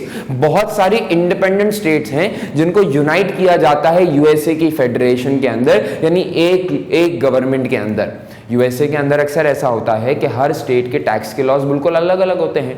आप यूएसए की क्या बात करें, पाकिस्तान के अंदर भी as far as service business is concern, 18th amendment के बाद प्रोविंशियल ऑटोनॉमी है। सिंध अपने टैक्सेस खुद डिसाइड कर सकता है, पंजाब अपने टैक्सेस खुद डिसाइड कर सकता है, सब लोग अपने अपने टैक्सेस को, सारे प्रोविंसेस अपने अपने टैक्स को अलग से डिसाइड कर सकते हैं। और जरा सब सोचो, क्योंकि हर मुल्क का टैक्स रेट अलग होता है, क्योंकि हर स्टेट की या हर प्रोविंस की टैक्स मेथोडोलॉजी अलग होती है, तो अगर हम टैक्स को लेस करने के बाद, यानी टैक्स बजाते खुद एक ऐसी फिगर है जो कि कंपैरेबल नहीं है, तो अगर टैक्स बजाते खुद एक ऐसी फिगर है जो कि कंपैरेबल नहीं है, तो अगर हम प्रॉफिट आफ्टर टैक्स की बेसिस पे स्टार्ट करेंगे तो कैश फ्लो की स्टार्टिंग किसी ऐसे पॉइंट से हो रही होगी जो कि फिगर बजाते खुद दूसरी कंपनी से कंपैरेबल नहीं होगी। जब टैक्स हर कंपनी का अलग अलग हो सकता है, स्मॉल हो, मीडियम हो, लार्ज हो, सबके टैक्स रेट अलग अलग हो सकते हैं। सिंध के अंदर हो या पंजाब के अंदर हो, टैक्स रेट अलग अलग हो सकते हैं। पाकिस्तान के अंदर हो या यूएस के अंदर हो, टैक्स रेट अलग अलग हो सकते हैं। तो क्योंकि हर कंपनी का आपस में टैक्स मुख्तलिफ है, तो लॉजिकली सबका आपस में प्रॉफिट आफ्टर टैक्स भी मुख्तलिफ है, यानी कंपेरेबल ही नहीं है। तो जब कंपेरेबल ही नहीं है, तो मेरे दोस्तों हम चाहते हैं कि हम अपनी कैश फ्लो को एक कंपेरेबल फिगर से स्टार्ट किया करें। प्रॉफिट आफ्टर टैक्स से स्टार्ट करेंगे तो कंपेरेबिलिटी इंपेयर होगी, एंड देयरफॉर I7 ने प्रेफर क्या किया कि आप प्रॉफिट बिफोर टैक्सेस से कहानी को स्टार्ट किया करें। अब कोई बच्चा बहस करे, सर कोई बोले कि सर मैं तो प्रॉफिट आफ्टर टैक्स से ही स्टार्ट करूंगा, कर ले भाई, कर ले। अगर तुम ये कहते हो कि भाई मुझे प्रॉफिट आफ्टर टैक्स से ही स्टार्ट करना है तो कर ले, तो हो क्या जाएगा? अगर प्रॉफिट आफ्टर टैक्स से भी स्टार्ट करोगे तो अल्टीमेटली तुम्हें टैक्स हम ऐड बैक करवा दिया करेंगे, बात तो एक ही हो जाया करेगी। तो हमारी बात मान लो और हमारी बात मान के बेटा प्रॉफिट बिफोर टैक्सेस से बात को स्टार्ट किया करो। IAS 7 की एक्सप्लिसिट रिक्वायरमेंट है कि प्रॉफिट बिफोर टैक्सेस से मेरी कैश फ्लो स्टार्ट हुआ करे। डन होती है बात ये। अच्छा सुनो, अच्छा तुम लोगों को याद है इस सारी की सारी स्टेटमेंट ऑफ कैश फ्लोज की कहानी स्टार्ट कैसे हुई थी? इस सारी की सारी स्टेटमेंट ऑफ कैश फ्लोज की कहानी कुछ ऐसे स्टार्ट हुई थी कि हमने आपको ये बोला था कि आपके प्रॉफिट और लॉस अकाउंट के अंदर मसले हैं। आपके प्रॉफिट और लॉस अकाउंट के अंदर बहुत सारे नॉन कैश एक्सपेंसेस और बहुत सारे नॉन कैश इनकम शामिल हैं, और इन नॉन कैश एक्सपेंसेस और नॉन कैश इनकम्स की वजह से अगर कोई प्रॉफिट की फिगर हमारे सामने निकल कर आती है तो that does not necessarily mean cash. यानी अगर किसी कंपनी के पास $1 लाख का प्रॉफिट है तो इसका कहीं ये मतलब नहीं है कि उसके पास $1 लाख का कैश भी होता होगा। और क्योंकि मेरे दोस्तों पूरी की पूरी स्टेटमेंट ऑफ कैश फ्लोज के अंदर पूरी की पूरे प्रॉफिट और लॉस अकाउंट के अंदर प्रॉब्लम सारा ये है कि उसके अंदर बहुत सारे नॉन कैश एक्सपेंसेस और इनकम शामिल होते हैं। तो स्टेटमेंट ऑफ कैश फ्लोज का जो सबसे पहला ऑब्जेक्टिव है वो यही है कि प्रॉफिट और लॉस अकाउंट को सुधारा जाए। क्या मतलब? भाई आपका सबसे बड़ा प्रॉब्लम यही है ना, आप सबसे बड़ा प्रॉब्लम यही कह रहे थे ना कि प्रॉफिट और लॉस अकाउंट के अंदर बहुत सारे नॉन कैश एक्सपेंसेस और बहुत सारे नॉन कैश इनकम शामिल हैं, और क्योंकि उसके अंदर बहुत सारे नॉन कैश एक्सपेंसेस और इनकम शामिल हैं तो profit does not mean cash, हम आपके प्रॉफिट के ऊपर रिलाई नहीं कर सकते। अगर आपका सबसे पहला प्रॉब्लम ये था कि आपके प्रॉफिट के अंदर नॉन कैश एक्सपेंसेस और इनकम शामिल हैं तो सबसे पहले हम उसी मसले को रिजॉल्व किया करेंगे। यानी पता है स्टेटमेंट ऑफ कैश फ्लोज का फॉर्मेट क्या है? फॉर्मेट कुछ यूं हुआ करेगा कि आप सबसे पहले अपने पास यहां पे लिखा करोगे प्रॉफिट बिफोर टैक्सेस। और बिफोर टैक्सेस क्यों लिए जाते हैं हम इसके ऊपर काफी बहस कर चुके हैं। आप सबसे पहले यहां पे हेडिंग डालोगे एडजस्टमेंट्स फॉर।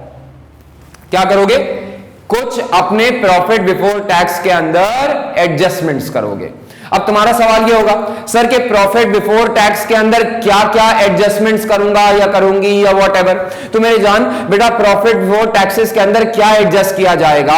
IAS 7 ये कहता है कि तुम्हारे जितने भी नॉन कैश एक्सपेंसेस हैं बेटा, जितने भी नॉन कैश एक्सपेंसेस हैं बेटा, उन सारे के सारे नॉन कैश एक्सपेंसेस को ऐड बैक कर दिया करना, और जितने भी नॉन कैश इनकम्स हैं बेटा उन सारे के सारे नॉन कैश इनकम्स को लेस कर दिया करना। सर क्या मतलब? बेटा तुम्हारे प्रॉफिट के अंदर सबसे बड़ा मसला यही था ना, वो क्यों कैश के बराबर नहीं होता? बेटा तुम्हारे सबसे बड़े प्रॉफिट के अंदर मसला ये था कि आपके P&L के अंदर बहुत सारे नॉन कैश एक्सपेंसेस और इनकम शामिल हैं। प्रॉब्लम नॉन कैश चीजों से है ना, तो सबसे पहले उसी को सुधार लिया करते हैं। हम तुमसे कुछ एडजस्टमेंट्स करवाएंगे, जितने भी नॉन कैश एक्सपेंसेस हो उनको ऐड बैक कर देना, और जितने भी नॉन कैश इनकम्स हो उनको लेस कर देना। सर समझ में नहीं आया, आप कहते हैं नॉन कैश एक्सपेंसेस को ऐड बैक कर देना, क्या मतलब? बेटा एक्सपेंसेस वो चीजें होते हैं जो कि आपके प्रॉफिट और लॉस तक आने तक, यानी देखो जब तक प्रॉफिट निकाला जाता है तो एक्सपेंसेस सारे लेस हुए हुए होते हैं। तो जरा सोचो कि जब ये प्रॉफिट निकाला गया होगा तो कुछ non cash expenses such as depreciation या अमोर्टाइजेशन यहां से लेस हुए हुए होंगे ना। तो बेटा अगर कोई चीज ऑलरेडी लेस हुई भी है तो उसका इंपैक्ट कैंसिल करने के लिए क्या करना पड़ेगा? कोई अगर नॉन कैश एक्सपेंस आपके P&L में से लेस हुआ हुआ है तो उसका इंपैक्ट कैंसिल करने के लिए मेरे दोस्तों इसको वापस क्या करना पड़ेगा? ऐड बैक करना पड़ेगा। और इसी तरह जरा सोचो अगर तुम्हारे प्रॉफिट और लॉस अकाउंट के अंदर यानी इस प्रॉफिट तक पहुंचने के अंदर अगर कोई नॉन कैश इनकम होगी तो बेटा वो non cash income other incomes के अंदर ऐड हुई भी होगी। कोई चीज आपकी P&L में ऑलरेडी ऐड हुई भी है ना, तो अगर कोई चीज आपकी P&L के अंदर ऑलरेडी प्लस हुई भी है तो इस प्लस वाली चीज का इंपैक्ट कैंसिल करने के लिए क्या करना पड़ेगा? बेटा उसको माइनस कर देना पड़ेगा। यानी फिर वही बात, नॉन कैश एक्सपेंसेस बेटा आपके P&L में से लेस हुए होते हैं, इसका इंपैक्ट कैंसिल करने के लिए आप ऐड कर दीजिएगा। बेटा नॉन कैश इनकम्स आपके P&L में ऐड हुई भी होती हैं, बेटा इसका इंपैक्ट कैंसिल करने के लिए आप इनको माइनस कर दीजिएगा। ये सारी की सारी एडजस्टमेंट्स आप पास करेंगे। सर क्या मतलब? सर क्या मतलब जरा समझाइएगा। बेटा मिसाल के तौर पे तुम्हारे P&L के अंदर डिप्रिसिएशन एक नॉन कैश एक्सपेंस शामिल होता है, बेटा इसका इंपैक्ट कैंसिल करने के लिए यानी कैश एंड कैश इक्विवेलेंट्स के ऊपर फोकस करने के लिए इस नॉन कैश एक्सपेंस को डिलीट कर देना। यानी डिप्रिसिएशन ऑलरेडी लेस हुआ होगा P&L से, तुम ऐड बैक कर देना। बेटा कभी डिप्रिसिएशन होगा और हो सकता है किसी इंटेंजिबल एसेट के लिए यानी IA के लिए कोई अमोर्टाइजेशन हो। बेटा अमोर्टाइजेशन भी एक नॉन कैश एक्सपेंस होता है, ऑलरेडी तुम्हारे P&L में से लेस हुआ होगा, इसका इंपैक्ट कैंसिल करने के लिए तुम एड बैक कर देना। बेटा इसी तरह इंपेयरमेंट, बेटा इंपेयरमेंट का मतलब होता है sudden fall in the value of an asset, लेकिन ये विद रेफरेंस टू मार्केट होती है या विद रेफरेंस टू एसेट होती है, इसका ताल्लुक कैश से बजाता खुद कुछ नहीं होता। तो क्योंकि ये भी बेटा एक नॉन कैश एक्सपेंस होता है, तुम इसको भी क्या कर दिया करना, एड बैक कर दिया करना। मिसाल के तौर पे कोई लॉस ऑन डिस्पोजल हो, कोई लॉस ऑन डिस्पोजल हो तो बेटा लॉस ऑन डिस्पोजल एक नॉन कैश एक्सपेंस है, तुम इसको भी क्या कर दिया करना, ऐड बैक कर दिया करना। बेटा अगर लॉस ऑन डिस्पोजल एक नॉन कैश एक्सपेंस है और तुम इसको ऐड बैक कर रहे हो, तो इसी तरह अगर मिसाल के तौर पे कोई गेन ऑन डिस्पोजल हो तो बेटा कोई गेन ऑन डिस्पोजल होगा तो ये अदर इनकम के अंदर ऐड हुआ होगा। बेटा नॉन कैश है, ये गेन ऑन डिस्पोजल तुम्हारी अदर इनकम के अंदर ऐड हुआ होगा, इसका इंपैक्ट कैंसिल करने के लिए तुम इसको लेस कर दिया करना।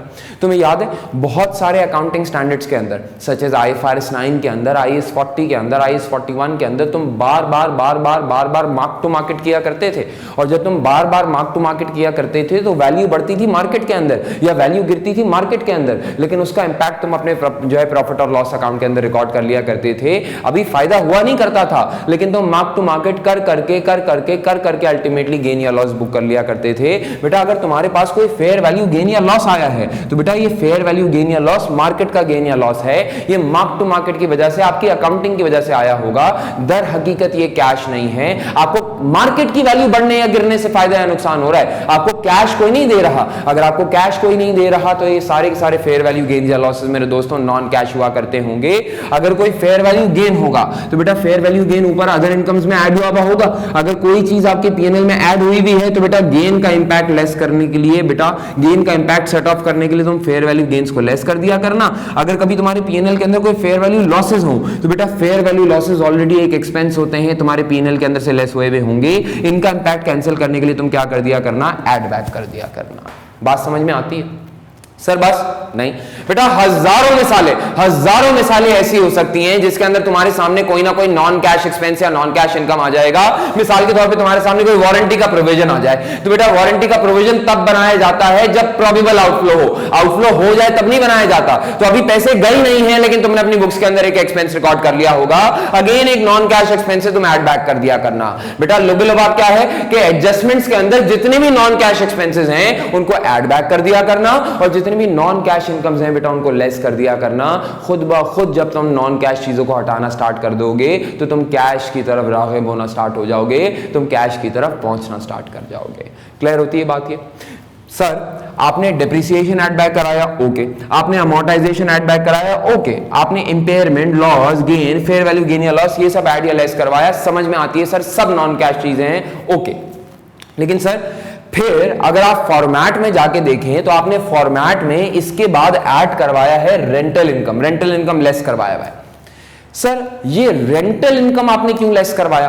सर रेंटल इनकम तो अगर आपने कभी किसी को कोई प्रॉपर्टी रेंट पे दी हुई है तो आपके टेनेंट ने आपको तो रेंट कैश में लाके दिया होगा, और अगर आपके टेनेंट ने आपको रेंट कैश में लाके दिया होगा तो सर तो ये रेंटल इनकम तो एक कैश इनकम होती है। आपने रेंटल इनकम का भी इंपैक्ट यहां से ऑफसेट कर दिया, यानी इसको यहां से लेस कर दिया।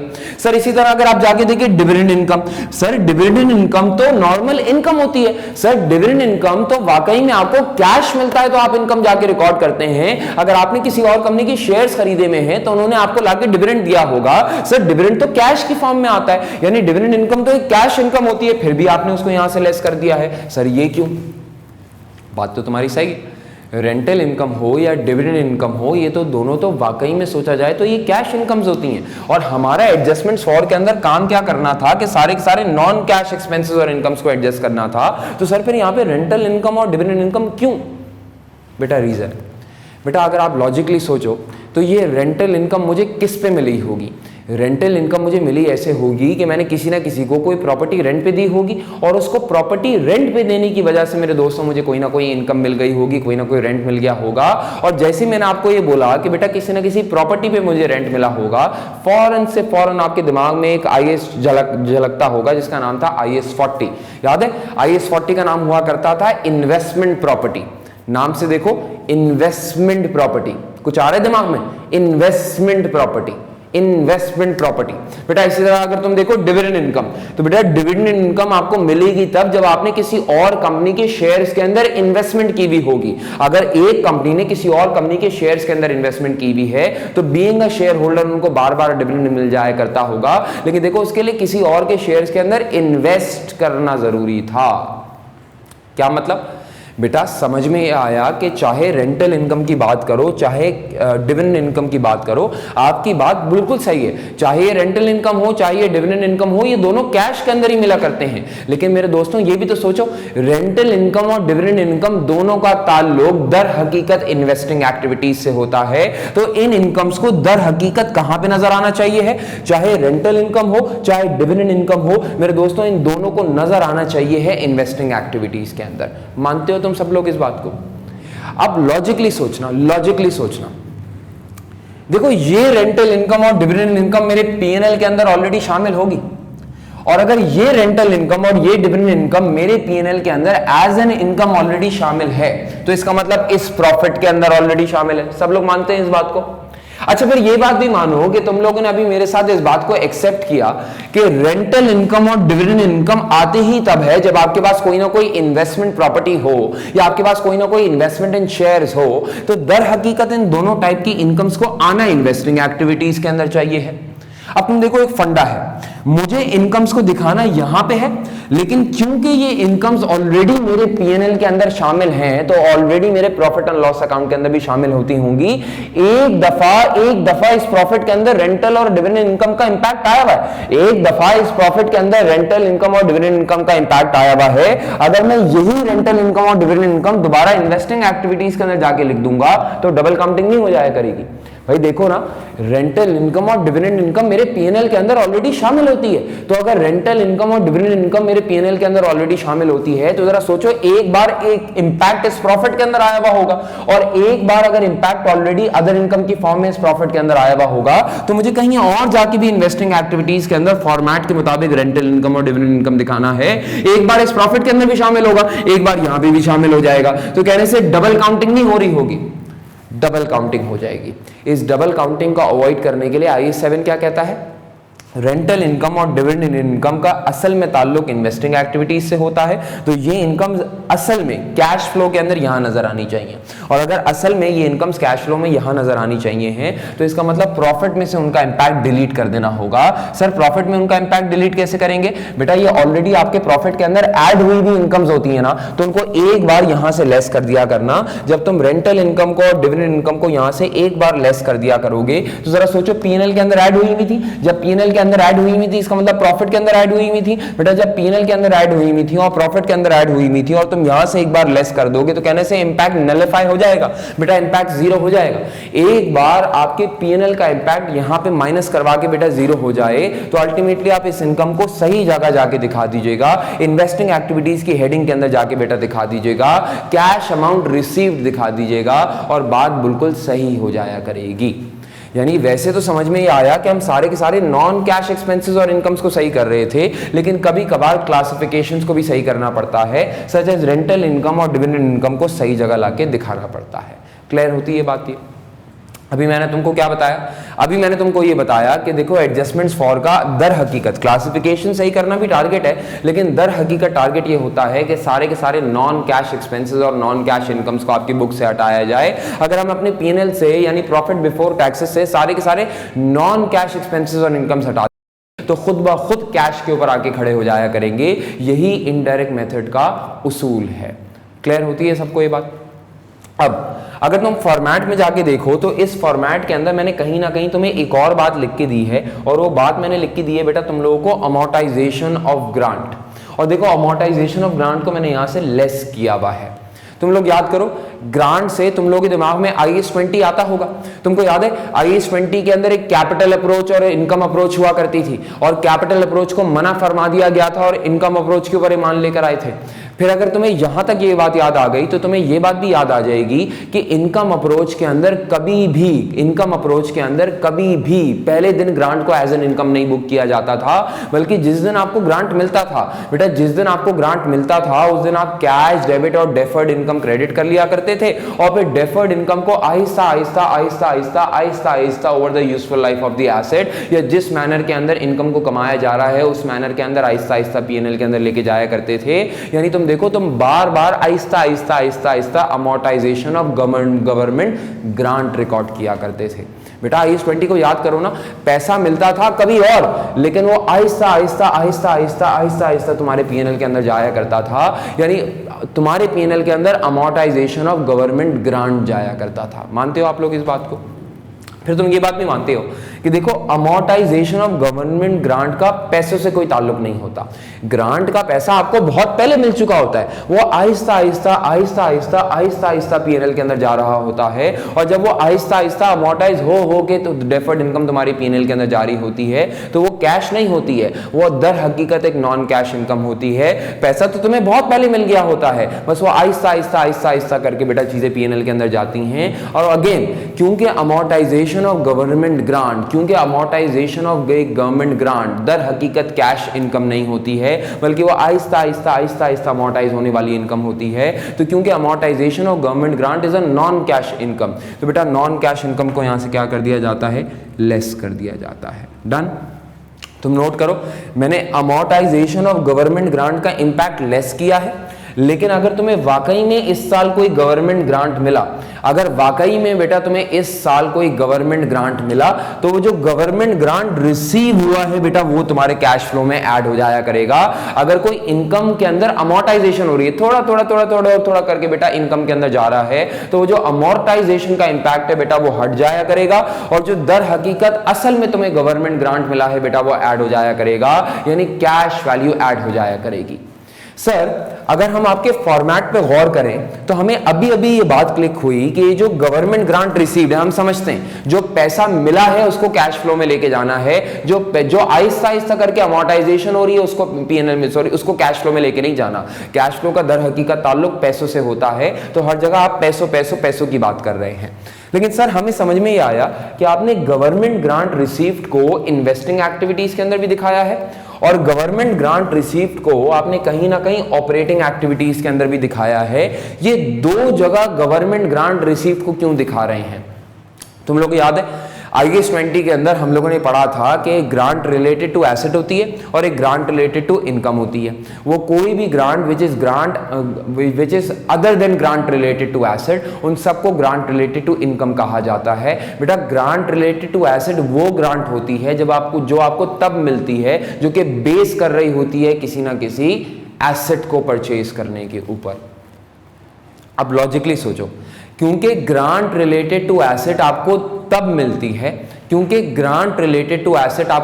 मिलती है, जब आप किसी एसेट के अंदर इन्वेस्टमेंट करते हैं। आपने कोई मशीनरी खरीदी, उसके ऊपर गवर्नमेंट ने आपको सब्सिडाइज कर दिया, आपने कोई मशीनरी खरीदी, उसके ऊपर गवर्नमेंट ने आपको कुछ डोनेशन दे दिया।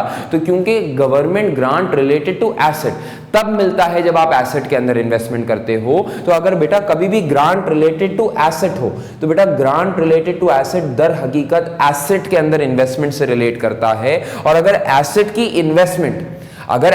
इन्वेस्टमेंट बजाते खुद इन्वेस्टिंग एक्टिविटीज के अंदर दिखाई जाती है, तो इसी इन्वेस्टमेंट के ऊपर अगर आपको कोई ग्रांट मिल गया तो बेटा वो भी कहां दिखाया जाएगा? इन्वेस्टिंग एक्टिविटीज के अंदर दिखाया जाएगा। अगर कोई ग्रांट रिलेटेड टू एसेट हो, तो क्योंकि एसेट की इन्वेस्टमेंट में भी आगे चल के बढ़ाऊंगा कि इन्वेस्टिंग एक्टिविटीज के अंदर दिखाई जाती है, तो इसी इन्वेस्टमेंट के ऊपर मिलने वाला ग्रांट भी कहां दिखाया जाएगा? इन्वेस्टिंग एक्टिविटीज के अंदर दिखाया जाएगा। डन? लेकिन अगर कोई ग्रांट रिलेटेड टू इनकम हो, बेटा ग्रांट रिलेटेड टू इनकम आपको तब मिलती है जब आप कोई ऑपरेशनली अच्छा काम करते हैं। मिसाल के तौर पे आपने थर के अंदर जाके प्रोजेक्ट स्टार्ट किया, क्योंकि आप थर के अंदर जाके काम कर रहे हैं, इस वजह से गवर्नमेंट आपको ग्रांट दे रही है। मिसाल के तौर पे आपने कैंसर का फ्री अस्पताल स्टार्ट किया, तो क्योंकि आप कैंसर का फ्री अस्पताल स्टार्ट कर रहे हैं, आप कैंसर का फ्री इलाज कर रहे हैं, तो आपके काम के ऊपर यानी आपके ऑपरेशन के ऊपर आपको ग्रांट दिया जा रहा है। अगर कभी भी कोई भी ग्रांट रिलेटेड टू इनकम हो, तो grant related related to income, क्योंकि इनकम से रिलेट करती है तभी उसको ऑपरेटिंग एक्टिविटीज की हेडिंग के अंदर रखा जाता है। अगर ग्रांट रिलेटेड टू इनकम होगा तो ऐसा ग्रांट मेरे दोस्तों ऑपरेटिंग एक्टिविटीज के अंदर आएगा। अगर ग्रांट रिलेटेड टू एसेट होगा तो डेफिनेटली ये इन्वेस्टिंग एक्टिविटीज के अंदर आएगा। सर अब हमें कैसे पता चलेगा क्वेश्चन के अंदर कि ग्रांट रिलेटेड टू इनकम है या ग्रांट रिलेटेड टू एसेट है? चलेगा पता, लिख के देगा एग्जामिनर। हमेशा एग्जामिनर खुद से लिख के देगा कि मैं ग्रांट रिलेटेड टू इनकम की बात कर रहा हूं या ग्रांट रिलेटेड टू एसेट की बात कर रहा हूं। आपका काम यह होगा कि सही ग्रांट रिसीव्ड को सही जगह जाके दिखाएं। अगर ग्रांट रिलेटेड टू इनकम हो तो उसको ऑपरेटिंग एक्टिविटीज के अंदर डालें, अगर ग्रांट रिलेटेड टू एसेट हो तो फिर उसको इन्वेस्टिंग एक्टिविटीज के अंदर डालें। यह आपका काम होगा सही जगह जाके क्लासिफाई करना। डन होती है बात। अभी देखो, अभी तक हमने सीखा क्या? हमने ये सीखा कि आपको करना क्या होगा कि आप अपनी सबसे पहले cash flow from operating activities की हेडिंग डालोगे, प्रॉफिट बिफोर टैक्स की फिगर उठाओगे, फिर इस प्रॉफिट बिफोर टैक्स की फिगर के अंदर सारे के सारे नॉन कैश एक्सपेंसेस और नॉन कैश इनकम्स को एडजस्ट कर दोगे और कुछ क्लासिफिकेशंस को सही कर दोगे। तुम सारी की सारी चीजों को सही कर दोगे और उसके अंदर सही करते करते करते करते बहुत सारी मिसालें आ जाएंगी और एक मिसाल ये भी आ जाएगी जिसका नाम होगा इंटरेस्ट एक्सपेंस। तुम सारी की सारी चीजों को ऐड बैक करना और सारी की सारी चीजों को ऐड बैक करने के साथ साथ साथ साथ साथ साथ तुम इंटरेस्ट एक्सपेंस को भी ऐड बैक करोगे। सर सवाल, सर इंटरेस्ट जो होता है वो तो कैश में पे होता है, तो अगर इंटरेस्ट कैश में पे होता है तो इंटरेस्ट एक्सपेंस तो एक कैश एक्सपेंस होता है, तो आपने इसको ऐड बैक क्यों कर दिया? बेटा इसको ऐड बैक इस वजह से कर दिया है क्योंकि देखो मैंने कहीं ना कहीं जाके आगे क्या लिखा हुआ है? Interest paid. क्योंकि मुझे कहीं ना कहीं आगे जाके इंटरेस्ट पेड की अमाउंट को लेस करना है। सुनना, क्योंकि मुझे कहीं ना कहीं मेरा IAS 7 का फॉर्मेट ये कहता है कि इंटरेस्ट पेड को यहां से लेस करो, क्योंकि मुझे आगे जाके कहीं ना कहीं से इंटरेस्ट पेड की अमाउंट लेस करनी है, तो मुझे एक बार क्या करना पड़ेगा? उसको ऐड बैक करना पड़ेगा ताकि दर हकीकत में यहां से जाके क्या कर सकूं मेरे दोस्तों? उसको लेस कर सकूं। यानी इसका मतलब समझ में आया कि बेशक इंटरेस्ट एक्सपेंस एक कैश एक्सपेंस होता है, लेकिन फिर भी उसको हमेशा ऑपरेटिंग एक्टिविटीज के अंदर शुरू में ऐड बैक करना जरूरी होगा, क्योंकि आगे चल के इसी फिगर को कहीं ना कहीं से माइनस जरूर करना है। अब सवाल, सर आप ये कहते हैं कि यहां पे इंटरेस्ट एक्सपेंस को ऐड बैक करना इस वजह से जरूरी है क्योंकि आगे चल के माइनस करना है, तो सर अगर आगे चल के माइनस ही करना था तो यहां ऐड बैक क्यों किया? और अगर यहां ऐड बैक करके आगे चल के माइनस ही करना था तो इतने दो काम क्यों किए? यानी हमारा सवाल बेसिकली आपसे बनता है कि इस बात पे क्यों इतना जोर है कि इंटरेस्ट एक्सपेंस को यहीं से जाके लेस किया जाए, क्यों इंटरेस्ट पेड को मैं यहीं से लेस करूं, वहीं रहने देते, बात वहीं की वहीं खत्म हो जाए करती। आप कहते हो पहले ऐड बैक करो बाद में जाके लेस करो। अरे भाई अगर लेस ही करना था तो फिर ऐड क्यों करवाया? क्या फायदा हुआ? तो सुनो, IAS 7 ये कहता है कि देखो इंटरेस्ट पेड को तुम हमेशा लेस किया करो कैश जनरेटेड फ्रॉम ऑपरेशंस की फिगर के बाद। सर क्या मतलब? बेटा आगे चल के हम एक फिगर निकालेंगे जिस फिगर का नाम होगा कैश जनरेटेड फ्रॉम ऑपरेशंस। बेटा कैश जनरेटेड फ्रॉम ऑपरेशंस की फिगर एक ऐसी फिगर होती है, यानी इसकी लुग़वी मायने पता है क्या है? कैश जनरेटेड फ्रॉम ऑपरेशंस के लुग़वी मायने ये हैं कि दर हकीकत जब पूरे साल आपने ऑपरेशंस कंडक्ट किए, तो जब पूरे साल आपने अपने ऑपरेशंस कंडक्ट किए, आपने चीज़ों को खरीदा बेचा, अपनी चीज़ों को खरीदा बेचा, तो पूरे साल ऑपरेटिंग एक्टिविटीज़ को कंडक्ट करने के बाद आपकी जेब में कितना पैसा बचा, यानी या पॉजिटिव पैसा बचा या नेगेटिव पैसा बचा। अच्छा एक बात बताओ, ये कैश जनरेटेड फ्रॉम ऑपरेशंस का मतलब क्या है? कि दर हकीकत पूरा साल बिजनेस रन करने के बाद तुम्हारी जेब में कैश बचा या नहीं बचा, यही बात है। सवाल, सर क्या कैश जनरेटेड फ्रॉम ऑपरेशंस का आंसर पॉजिटिव होना चाहिए है या नेगेटिव होना चाहिए? बेटा अगर आंसर नेगेटिव होना तो ऐसे हालात के अंदर बिजनेस बंद कर देना चाहिए।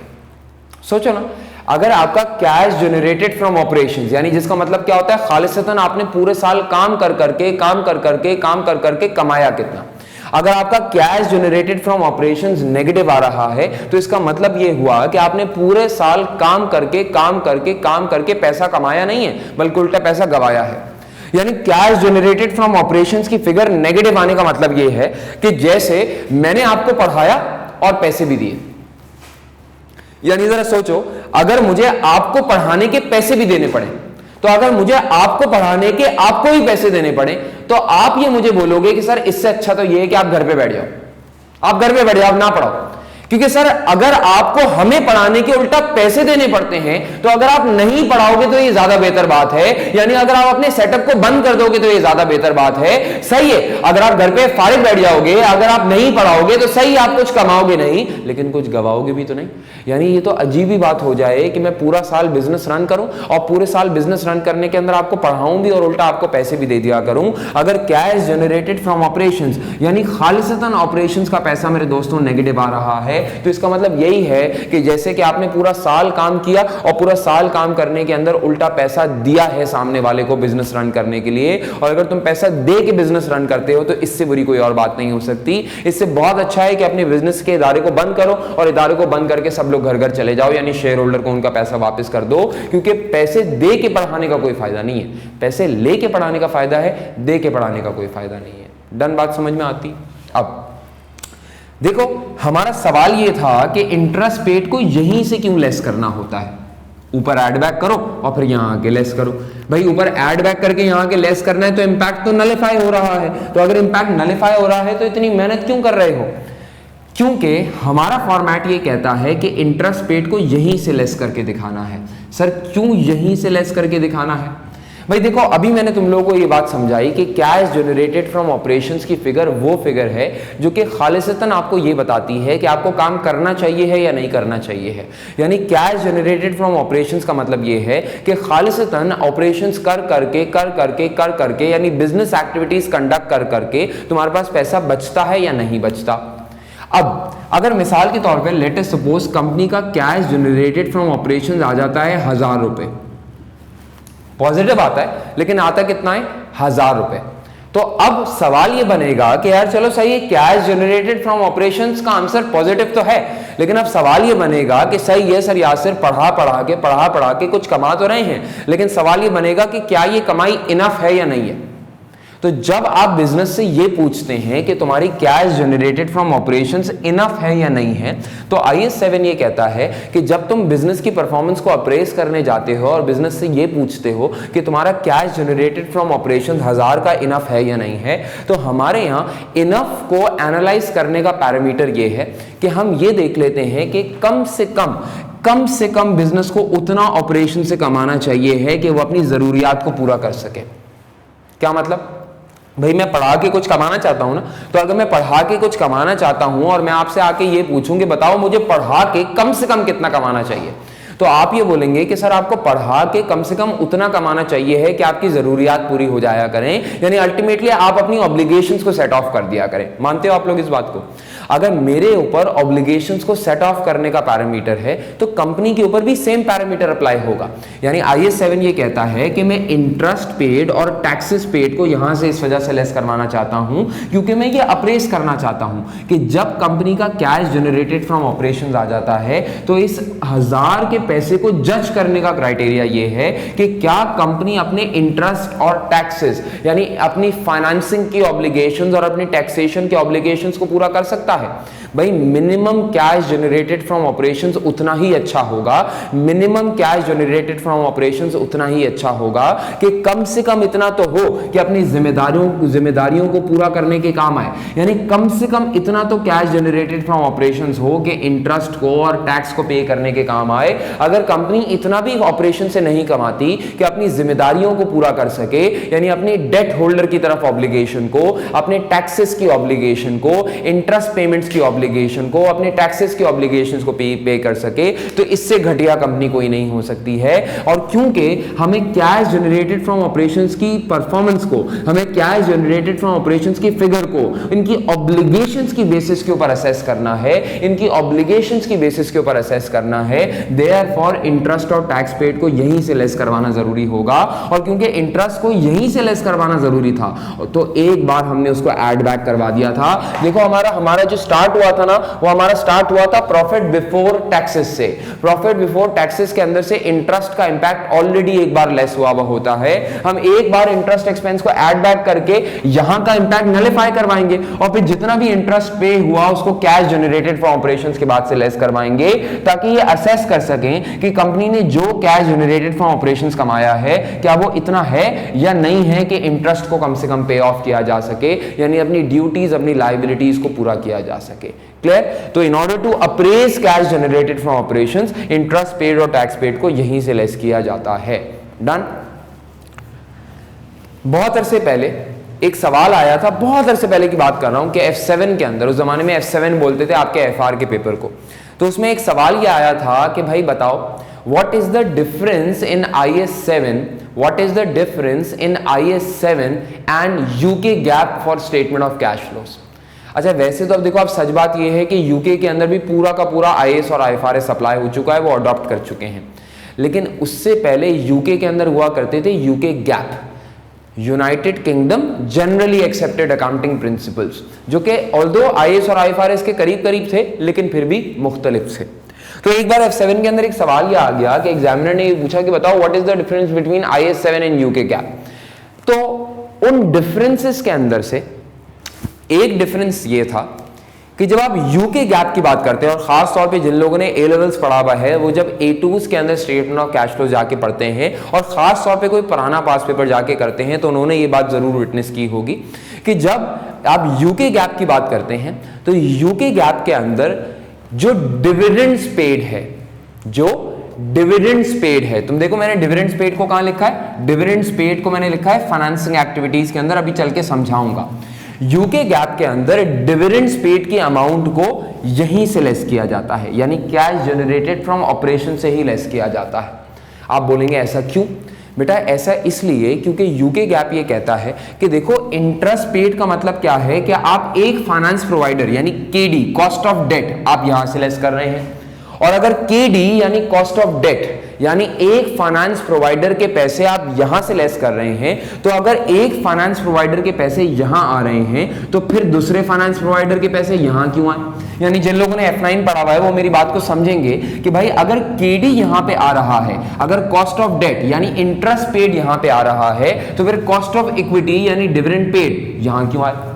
भाई अच्छी बात ये थी कि यूके गैप ये कहता था कि भाई कंपैरेबिलिटी इंश्योर होनी चाहिए है, एंड देयरफॉर अगर आप इंटरेस्ट पेड को इधर से लेस करके दिखाते हैं, कैश जनरेटेड फ्रॉम ऑपरेशंस के बाद से लेस करके दिखाते हैं, तो फिर डिविडेंड पेड को भी यहीं से लेस करके दिखाया करें। ये यूके गैप की बात थी। IS7 के अंदर दोनों बातें अलाउड है। IS7 खुली इजाजत ये देता है कि अगर चाहो तो डिविडेंड पेड को तुम फाइनेंसिंग एक्टिविटीज से लेस करके दिखाया करो, या फिर तुम चाहो तो डिविडेंड पेड को तुम यहीं इंटरेस्ट पेड के बाद लेस करके दिखाया करो। जो लोग इस फॉर्मेट को फॉलो करते हैं कि जहां इंटरेस्ट पेड दिखाया जाए वहीं डिविडेंड पेड दिखा दिया जाए, वो लोग ये बात को इसलिए मानते हैं कि वो कहते हैं कि अगर एक फाइनेंस प्रोवाइडर के पैसे इधर आ रहे हैं तो फिर दूसरे फाइनेंस प्रोवाइडर के पैसे भी इधर ही आ जाया करें। ये इस मामले को सपोर्ट करने वाले लोग हैं। जो लोग वो लोग हैं जो कि ये कहते हैं कि डिविडेंड्स पेड को इधर दिखाया जाए। याद रखना IS7 दोनों को अलाउ करता है। तो जो लोग ये कहते हैं कि डिविडेंड्स पेड को फाइनेंसिंग एक्टिविटीज में से लेस करके दिखाया जाए, यानी यहां से लेस ना करके दिखाया जाए, वो लोग इस वाले आइडिया को इस वजह से ज्यादा सपोर्ट करते हैं क्योंकि वो ये कहते हैं कि डिविडेंड्स पे करना कोई ऑब्लिगेशन नहीं है। देखो, इंटरेस्ट पे करना एक ऑब्लिगेशन है, टैक्स पे करना एक ऑब्लिगेशन है, and therefore cash generated from operations की फिगर को अप्रेस करने के लिए, एनालाइज करने के लिए इन दोनों फिगर्स का यहां से लेस करना बनता है। लेकिन डिविडेंड पे करना कोई ऑब्लिगेशन नहीं है। डिविडेंड अगर 1 साल ना पे करो, 2 साल ना पे करो, 10 साल ना पे करो तो चलता है। तो क्योंकि डिविडेंड्स मैंडेटरी नहीं होते, वो कोई ऑब्लिगेशन का पार्ट नहीं है, तो देयरफॉर हम ये कहते हैं कि क्योंकि डिविडेंड्स ऑब्लिगेशन नहीं होते तो उनको यहां से लेस करना नहीं बनता। याद रखिएगा, IS7 दोनों बातें अलाउ करता है कि आप डिविडेंड्स पेड को चाहें तो फाइनेंसिंग एक्टिविटीज के अंदर से लेस करें, या चाहें तो यहीं जाके ऑपरेटिंग एक्टिविटीज के अंदर से लेस कर दें। ये दोनों आपकी मर्जी के ऊपर डिपेंड करता है। क्लियर होती है सबको ये बात? डन। हम जब क्लास के अंदर सॉल्व किया करेंगे बच्चों, तो जब भी हम क्लास के अंदर सॉल्व किया करेंगे तो हम हमेशा डिविडेंड पेड्स को फाइनेंसिंग एक्टिविटीज के अंदर ही रखा करेंगे। ये हमारी क्लास का उसूल होगा। आपको एग्जाम में जो करना हो कर दीजिएगा, लेकिन हमारी क्लास के अंदर तो फॉर्मेट यही रहेगा कि आप डिविडेंड पेड को यहीं से लेस करेंगे। एग्जाम के अंदर भी आप यही मेथोडोलॉजी फॉलो कर सकते हैं। क्लियर बात सबको समझ में आती है? डन। अगर ये बात समझ में आती है तो हम अपनी बात की तरफ दोबारा बढ़ते हैं। याद है आप लोगों को कहानी चल क्या रही थी? कहानी ये चल रही थी कि हमने प्रॉफिट बिफोर टैक्सेस से स्टार्ट किया था, सारे के सारे नॉन कैश एक्सपेंसेस और सारे के सारे नॉन कैश इनकम्स को लेस किया था, ऐड या लेस किया था, और इंटरेस्ट एक्सपेंस को भी ऐड बैक किया था क्योंकि यहाँ से लेस करना जरूरी था। एक बार आप ये सारी चीजें plus plus plus plus minus minus जो भी करना है कर लेंगे, तो इन सारी की सारी फिगर्स को टोटल कर लीजिएगा, और जब आप इन सारी की सारी प्लस माइनस फिगर्स की फिगर्स को टोटल कर लेंगे तो आपके पास नेट में आंसर या तो पॉजिटिव आएगा या तो नेगेटिव आएगा। देखिए बेटा ये बात याद रखिएगा कि मेरे पास बोर्ड छोटा है तो मैंने नेक्स्ट कॉलम से स्टार्ट किया है। आप लोग ये सारी की सारी फिगर्स एक ही लाइन के अंदर देख रहे होंगे अपने रजिस्टर्स के अंदर। आपने सारी की सारी प्लस माइनस की फिगर्स को एडजस्ट किया, सारी की सारी प्लस माइनस की फिगर्स को एडजस्ट करने के बाद या तो नेट पॉजिटिव आएगा या तो नेट नेगेटिव आएगा। अगर पॉजिटिव एडजस्टमेंट्स आए तो इस प्रॉफिट बिफोर टैक्स की फिगर में ऐड कर लीजिएगा, अगर नेगेटिव एडजस्टमेंट्स आए तो बेटा प्रॉफिट बिफोर टैक्स के अंदर से इसको लेस कर दीजिएगा। जब आप प्रॉफिट बिफोर टैक्सेस के अंदर ये सारे के सारे प्लस और माइनस एडजस्ट कर देंगे तो अब आपके पास एक नया प्रॉफिट आ जाएगा, और जिस नए प्रॉफिट को हम लोग कहते हैं operating profit before changes in working capital. आप प्रॉफिट बिफोर टैक्सेस को उठाओगे और इस प्रॉफिट बिफोर टैक्सेस के अंदर add less add less add less add less यानी नेट ऐड या लेस कर दोगे। जब सब कुछ कर दोगे तो आपके पास एक नया ऑपरेटिंग प्रॉफिट आएगा, और इस ऑपरेटिंग प्रॉफिट को कहा जाता है operating profit before changes in working capital. Done होती है बात ये। अब हम पहुंच गए मेरे दोस्तों operating profit before changes in working capital पे। किसी को मालूम है कि वर्किंग कैपिटल का मतलब क्या होता है? वर्किंग कैपिटल का मतलब होता है मेरे दोस्तों current assets minus current liabilities. यानी जब हम वर्किंग कैपिटल की बात करते हैं तो हम करंट एसेट्स और करंट लायबिलिटीज की बात करते हैं, और जब हम करंट एसेट्स और करंट लायबिलिटीज की बात करते हैं तो तीन नाम हमारे दिमाग में आते हैं जिनका ऑपरेशन से ताल्लुक है: इन्वेंट्रीज, रिसीवेबल्स, पेएबल्स। ये वाली फिगर जो आपने निकाली ये before changes in working capital है ना, तो आगे आने वाली चीज क्या होगी मेरे दोस्तों? चेंजेस इन वर्किंग कैपिटल होगी। वर्किंग कैपिटल की चेंजेस के अंदर मेरे दोस्तों हम तीन चीजें निकाला करेंगे: इन्वेंट्री का इंक्रीज या डिक्रीज, रिसीवेबल्स का इंक्रीज या डिक्रीज, पेएबल्स का इंक्रीज या डिक्रीज। सर एक सवाल, सर आपने बोला कि हम इन्वेंट्री, रिसीवेबल और पेएबल्स का इंक्रीज या डिक्रीज निकालेंगे, ये इंक्रीज या डिक्रीज कैसे निकाला जाता है? बेटा इंक्रीज या डिक्रीज निकालने का मतलब ये है कि आप ओपनिंग और क्लोजिंग को कंपेयर कर लिया करेंगे। अगर मिसाल के तौर पे आपके सवाल के अंदर ओपनिंग इन्वेंट्री 100 है और क्लोजिंग इन्वेंट्री 120 है, तो फिर ओपनिंग माइनस क्लोजिंग यानी ओपनिंग और क्लोजिंग को कंपेयर करना। आप 100 से 120 जा रहे हैं ना, तो अगर 100 से 120 आपकी इन्वेंट्री जा रही है तो हम इसको बोला करेंगे इंक्रीज इन इन्वेंट्री। अगर इसके बरक्स अगर ऐसा होता कि लेट अस सपोज आप 200 से 120 जा रहे होते तो हम इसको क्या कहते? Decrease in inventory. इसी तरह जब मैंने आपको बताया था कि आपके पास स्टेटमेंट ऑफ कैश फ्लोज का जब भी सवाल आएगा तो दो बैलेंस शीट जरूर गिवन होंगी। आप ओपनिंग और क्लोजिंग रिसीवेबल को कंपेयर करेंगे। जब आप ओपनिंग और क्लोजिंग के रिसीवेबल को कंपेयर करेंगे तो ऐसा हो सकता है ओपनिंग रिसीवेबल 150 का हो और क्लोजिंग रिसीवेबल 300 का हो। ओपनिंग में 150 था, क्लोजिंग में 300 हो गया, यानी इसका मतलब रिसीवेबल्स इंक्रीज हो रहे हैं। इन पेबल्स के केस में ऐसा हो सकता है कि आपके साल के शुरू के पेबल्स 400 थे और साल के आखिर के पेबल्स मिसाल के तौर पे 300 हैं। अगर 400 से 300 फिगर आ रही है तो इसका मतलब ये डिक्रीज इन पेबल्स होता होगा। अगेन करना क्या है? इंक्रीज डिक्रीज इन इन्वेंट्री निकालना है, इंक्रीज डिक्रीज इन रिसीवेबल निकालना है, इंक्रीज डिक्रीज इन पेबल्स निकालना है। क्लियर होती है बात ये? अब मैं आप सब लोगों से कहूंगा कि आप सब लोग अपने अपने रजिस्टर्स निकालो, रजिस्टर निकालो, पेन निकालो, सब लोग अपने रजिस्टर्स, पेन, पेंसिल जो भी तुम्हारे पास है वो निकालो। और अब जो मैं तुम्हें लाइन रहा हूं ना, ये लाइन अपने रजिस्टर के अंदर जाके बड़े बड़े फॉन्ट के अंदर यानी बड़े बड़े स्टाइल के अंदर जाके लिख लेना। इतने बड़े बड़े स्टाइल से लिख लेना कि तुम जब भी ये रजिस्टर रिवाइज करने बैठो तुम्हें कम से कम ये बात जरूर रिकॉल हो जाए जो मैं अब तुमसे कहने जा रहा हूं। निकाल लिया सबने? लिखो जरा, लिखो इंक्रीज इन इन्वेंट्री। लिखो इंक्रीज इन इन्वेंट्री, बड़े बड़े फॉन्ट के अंदर लिखना। Increase in inventory is equal to decrease in cash. Increase in inventory is equals to decrease in cash. फिर लिखो decrease in inventory decrease in inventory is equals to increase in cash. इसी तरह एक दो लाइनें छोड़ो, फिर जाके लिखो increase in receivable, increase in receivable, decrease in cash, decrease in cash. इसी तरह फिर लिखो डिक्रीज इन रिसीवेबल, क्या बोल रहा हूं, decrease in receivable is equals to increase in cash. फिर लिखो एक दो लाइनें छोड़ के दोबारा लिखो increase in payable, increase in payable बोले तो increase in cash, decrease in payable बोले तो डिक्रीज इन कैश। 6 उसूल मेरे दोस्तों मैंने तुम लोगों को डिक्टेट करवाए। मैंने तुम लोगों को यह बोला कि तुम अपना प्रॉफिट बिफोर टैक्स उठाओ, उसके अंदर एडजस्टमेंट्स पास करो। जब प्रॉफिट बिफोर टैक्स उठा के उसमें सारी की सारी एडजस्टमेंट्स पास कर दोगे तो एडजस्टमेंट्स या तो पॉजिटिव आएंगी या तो नेगेटिव आएंगी।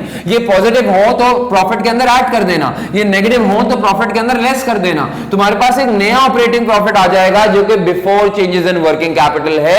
अगर ये बिफोर चेंजेस इन WC यानी वर्किंग कैपिटल है तो अब आने वाली चीजें चेंजेस इन वर्किंग कैपिटल होगी। चेंजेस इन वर्किंग कैपिटल का मतलब तुम्हें इंक्रीज या डिक्रीज इन इन्वेंट्री निकालना होगा, तुम्हें इंक्रीज या डिक्रीज इन रिसीवेबल निकालना होगा, तुम्हें इंक्रीज या डिक्रीज इन पेएबल्स निकालना होगा। और फिर सुनो, अगर इंक्रीज इन रिसीवेबल है, सॉरी इंक्रीज इन इन्वेंट्री है तो डिक्रीज इन कैश, अगर डिक्रीज इन इन्वेंट्री है तो इंक्रीज इन कैश, अगर इंक्रीज इन रिसीवेबल है तो डिक्रीज इन कैश, अगर डिक्रीज इन रिसीवेबल है तो इंक्रीज इन कैश, अगर इंक्रीज इन पेएबल है डायरेक्टली प्रोपोर्शनल होगा, अगर इंक्रीज इन पेएबल है तो इंक्रीज इन कैश, अगर डिक्रीज इन पेएबल है तो डिक्रीज इन कैश। यानी अगर मिसाल के तौर पे तुम्हें लगे कि यार तुम्हारी इन्वेंट्री 100 से 120 चली गई तो इंक्रीज इन इन्वेंट्री है ना, इंक्रीज इन इन्वेंट्री यहां से माइनस कर दिया करना डिक्रीज इन कैश। अगर डिक्रीज इन इन्वेंट्री हो तो प्लस कर दिया करना increase in cash. Increase in receivables हो तो बेटा अगर इंक्रीज इन रिसीवेबल हो तो decrease in cash, decrease in receivable हो इंक्रीज इन कैश, अगर इंक्रीज इन पेएबल हो तो इंक्रीज इन कैश। उल्टा होता है बेटा, जो एसेट्स के लिए उसूल है उसका उलट उसूल लायबिलिटीज के लिए है। अगर इंक्रीज इन पेएबल हो तो इंक्रीज इन कैश, अगर डिक्रीज इन पेएबल्स हो तो डिक्रीज इन कैश। क्लियर होती है बात ये? अब आप मुझसे ये पूछेंगे कि सर आप एक बात बताएं, आप ये कहते हैं कि अगर इंक्रीज इन इन्वेंट्री हो तो डिक्रीज इन कैश और अगर डिक्रीज इन इन्वेंट्री हो तो increase in cash, and same case आपने रिसीवेबल्स और पेएबल्स के लिए हमको बताए। लेकिन सर आप ये तो बताएं कि increase in inventory decrease in cash क्यों होगा और decrease in inventory increase in cash क्यों होगा, यानी बाकी सारे उसूल कैसे बने? तो मेरे दोस्तों सुनो, कहने वाले कहते हैं, मैं नहीं कह रहा, कहने वाले ये कहते हैं कि भाई अगर इंक्रीज इन इन्वेंट्री हो यानी तुम्हारी इन्वेंट्री 100 से उठ के 120 तक चली गई साल के आखिर तक, तो अगर इंक्रीज इन इन्वेंट्री होगा तो इसका मतलब यह है कि तुमने ज्यादा इन्वेंट्री खरीदी, और अगर तुमने ज्यादा इन्वेंट्री खरीदी होगी तो लॉजिकली सोचो तुम्हारे पास से पैसा गया होगा, और अगर तुम्हारे पास से पैसा गया है तो डिक्रीज इन कैश होना चाहिए है तो माइनस कर दो। इसी तरह अगर डिक्रीज इन इन्वेंट्री है तो डिक्रीज इन इन्वेंट्री का मतलब क्या है कि तुम्हारी इन्वेंट्री कम हुई, और तुम्हारी इन्वेंट्री कम क्यों हुई होगी? क्योंकि तुमने इन्वेंट्री को बेचा होगा, और क्योंकि तुमने इन्वेंट्री को बेचा है तो तुम्हारे पास पैसा आया होगा, तुम कैश इनफ्लो रिकॉर्ड किया करो। इसी तरह कहने वाले कहते हैं, मैं नहीं कह रहा, कहने वाले कहते हैं कि अगर कभी इंक्रीज इन रिसीवेबल हो, 150 से 300 जा रहे हो, तो इंक्रीज इन रिसीवेबल्स का मतलब यह है कि तुम्हारा पैसा किसी और के पास फंसा हुआ है, और अगर तुम्हारा पैसा तुम्हारे कस्टमर्स के पास फंसा हुआ है यानी तुम्हें मिल नहीं रहा, तुम्हारे रिसीवेबल्स इंक्रीज हो रहे हैं, तो इसका मतलब तुम्हारे पास पैसा कम होता जा रहा होगा। अगर तुम्हारा सारा पैसा तुम्हारे कस्टमर्स के पास पड़ा है तो इसका मतलब तुम्हारे पास नहीं पड़ा होगा, and therefore increase in receivables decrease in cash होता है। अगर कभी डिक्रीज इन रिसीवेबल हो रहा हो तो आइए कुछ कहने वाले ये कहते हैं कि भाई अगर डिक्रीज इन रिसीवेबल होगा तो लॉजिकली सोचा आपका रिसीवेबल क्यों गिरा? आपका रिसीवेबल इस वजह से गिरा होगा क्योंकि आपका रिसीवेबल इस वजह से गिरा होगा क्योंकि आपके कस्टमर ने आपको पैसे दे दिए होंगे, तभी रिसीवेबल गिरा होगा ना। तो अगर रिसीवेबल गिर रहा है तो लॉजिकली आपके कस्टमर ने आपको पैसे दिए होंगे, और अगर आपके कस्टमर ने आपको पैसे दिए हैं तो आप इसको एज एन इनफ्लो रिकॉर्ड कर लीजिएगा। फिर इसी तरह अगर कभी इंक्रीज इन पेएबल्स हो तो इंक्रीज इन पेएबल्स में कहने वाले लोग ये कहते हैं कि अगर इंक्रीज इन पेएबल्स हो तो इसका मतलब किसी और का पैसा तुम्हारे पास पड़ा है, यानी अगर इंक्रीज इन पेबल है तो इसका मतलब तुम्हारे ट्रेड पेबल्स बढ़ रहे हैं, और अगर तुम्हारे ट्रेड पेबल्स बढ़ रहे हैं तो इसका मतलब तुमने उनको पैसे पे नहीं किए, और अगर तुमने उनको पैसे पे नहीं किए तो तुम्हारे पास ज्यादा पैसे बच गए होंगे, तुम उसको एज एन इनफ्लो ट्रीट कर लिया करो। और अगर कभी डिक्रीज इन पेबल हो तो डिक्रीज इन पेबल का मतलब ये होगा कि तुमने अपने सप्लायर को पैसे दे दिए होंगे, और अगर सप्लायर को पैसे दे दिए हैं तो यहां से फिर लेस कर दिया करो। आती है बात समझ में? कहने वाले इंक्रीज और डिक्रीज के रूल्स की ये लॉजिक देते हैं। सच बात यह है कि ये लॉजिक गलत है, मैं इस लॉजिक से एग्री नहीं करता। हाँ, छोटे लेवल पे समझाने के लिए ये लॉजिक बिल्कुल सही है, लेकिन मेरे हिसाब से ये एब्सोल्युटली करेक्ट लॉजिक नहीं है। क्यों? अब मैं तुम्हें सिखाता हूं कि एक्चुअली इन्वेंट्री रिसीवेबल पेबल का इंक्रीज डिक्रीज क्यों निकाला जाता है। आप जरा ना कॉमन सेंस से सोचो। मैं आपको ये बोलता हूं कि आप लॉजिकली सोचो कि मिसाल के तौर पे हमने कैश फ्लो बनाना किस तरह स्टार्ट की। हमने कैश फ्लो बनाना स्टार्ट करी थी इनडायरेक्ट मेथड से, और इनडायरेक्ट मेथड का मतलब ये था कि हम, सुनते रहना, इनडायरेक्ट मेथड का मतलब ये था कि हम बॉटम से स्टार्ट करेंगे, और बॉटम से स्टार्ट कर करके मेरे दोस्तों कहां तक पहुंचा करेंगे? टॉप तक पहुंचा करेंगे। ये इनडायरेक्ट मेथड का मतलब था। याद है तुम लोगों को बात? अगर मैं लॉजिकली सोचूं तो इनडायरेक्ट मेथड के अंदर मुझे बॉटम टू टॉप आना था, और अगर मुझे बॉटम टू टॉप आना था तो मुझे प्रॉफिट की फिगर से स्टार्ट करना था, यानी पीबीटी की फिगर से स्टार्ट करना था, और पीएनएल के टॉप यानी मुझे सेल्स तक पहुंचना था। मानते हैं सब लोग इस बात को? क्लियर है ना? अब तुम लॉजिकली सोचो कि अभी तक मैंने कैश फ्लो के अंदर क्या किया। मैंने अपने प्रॉफिट बिफोर टैक्स यानी बॉटम लाइन को उठाया, और इस प्रॉफिट बिफोर टैक्स के अंदर सारे के सारे non cash expenses add back कर दिए, और सारे के सारे नॉन कैश इनकम्स को लेस कर दिया।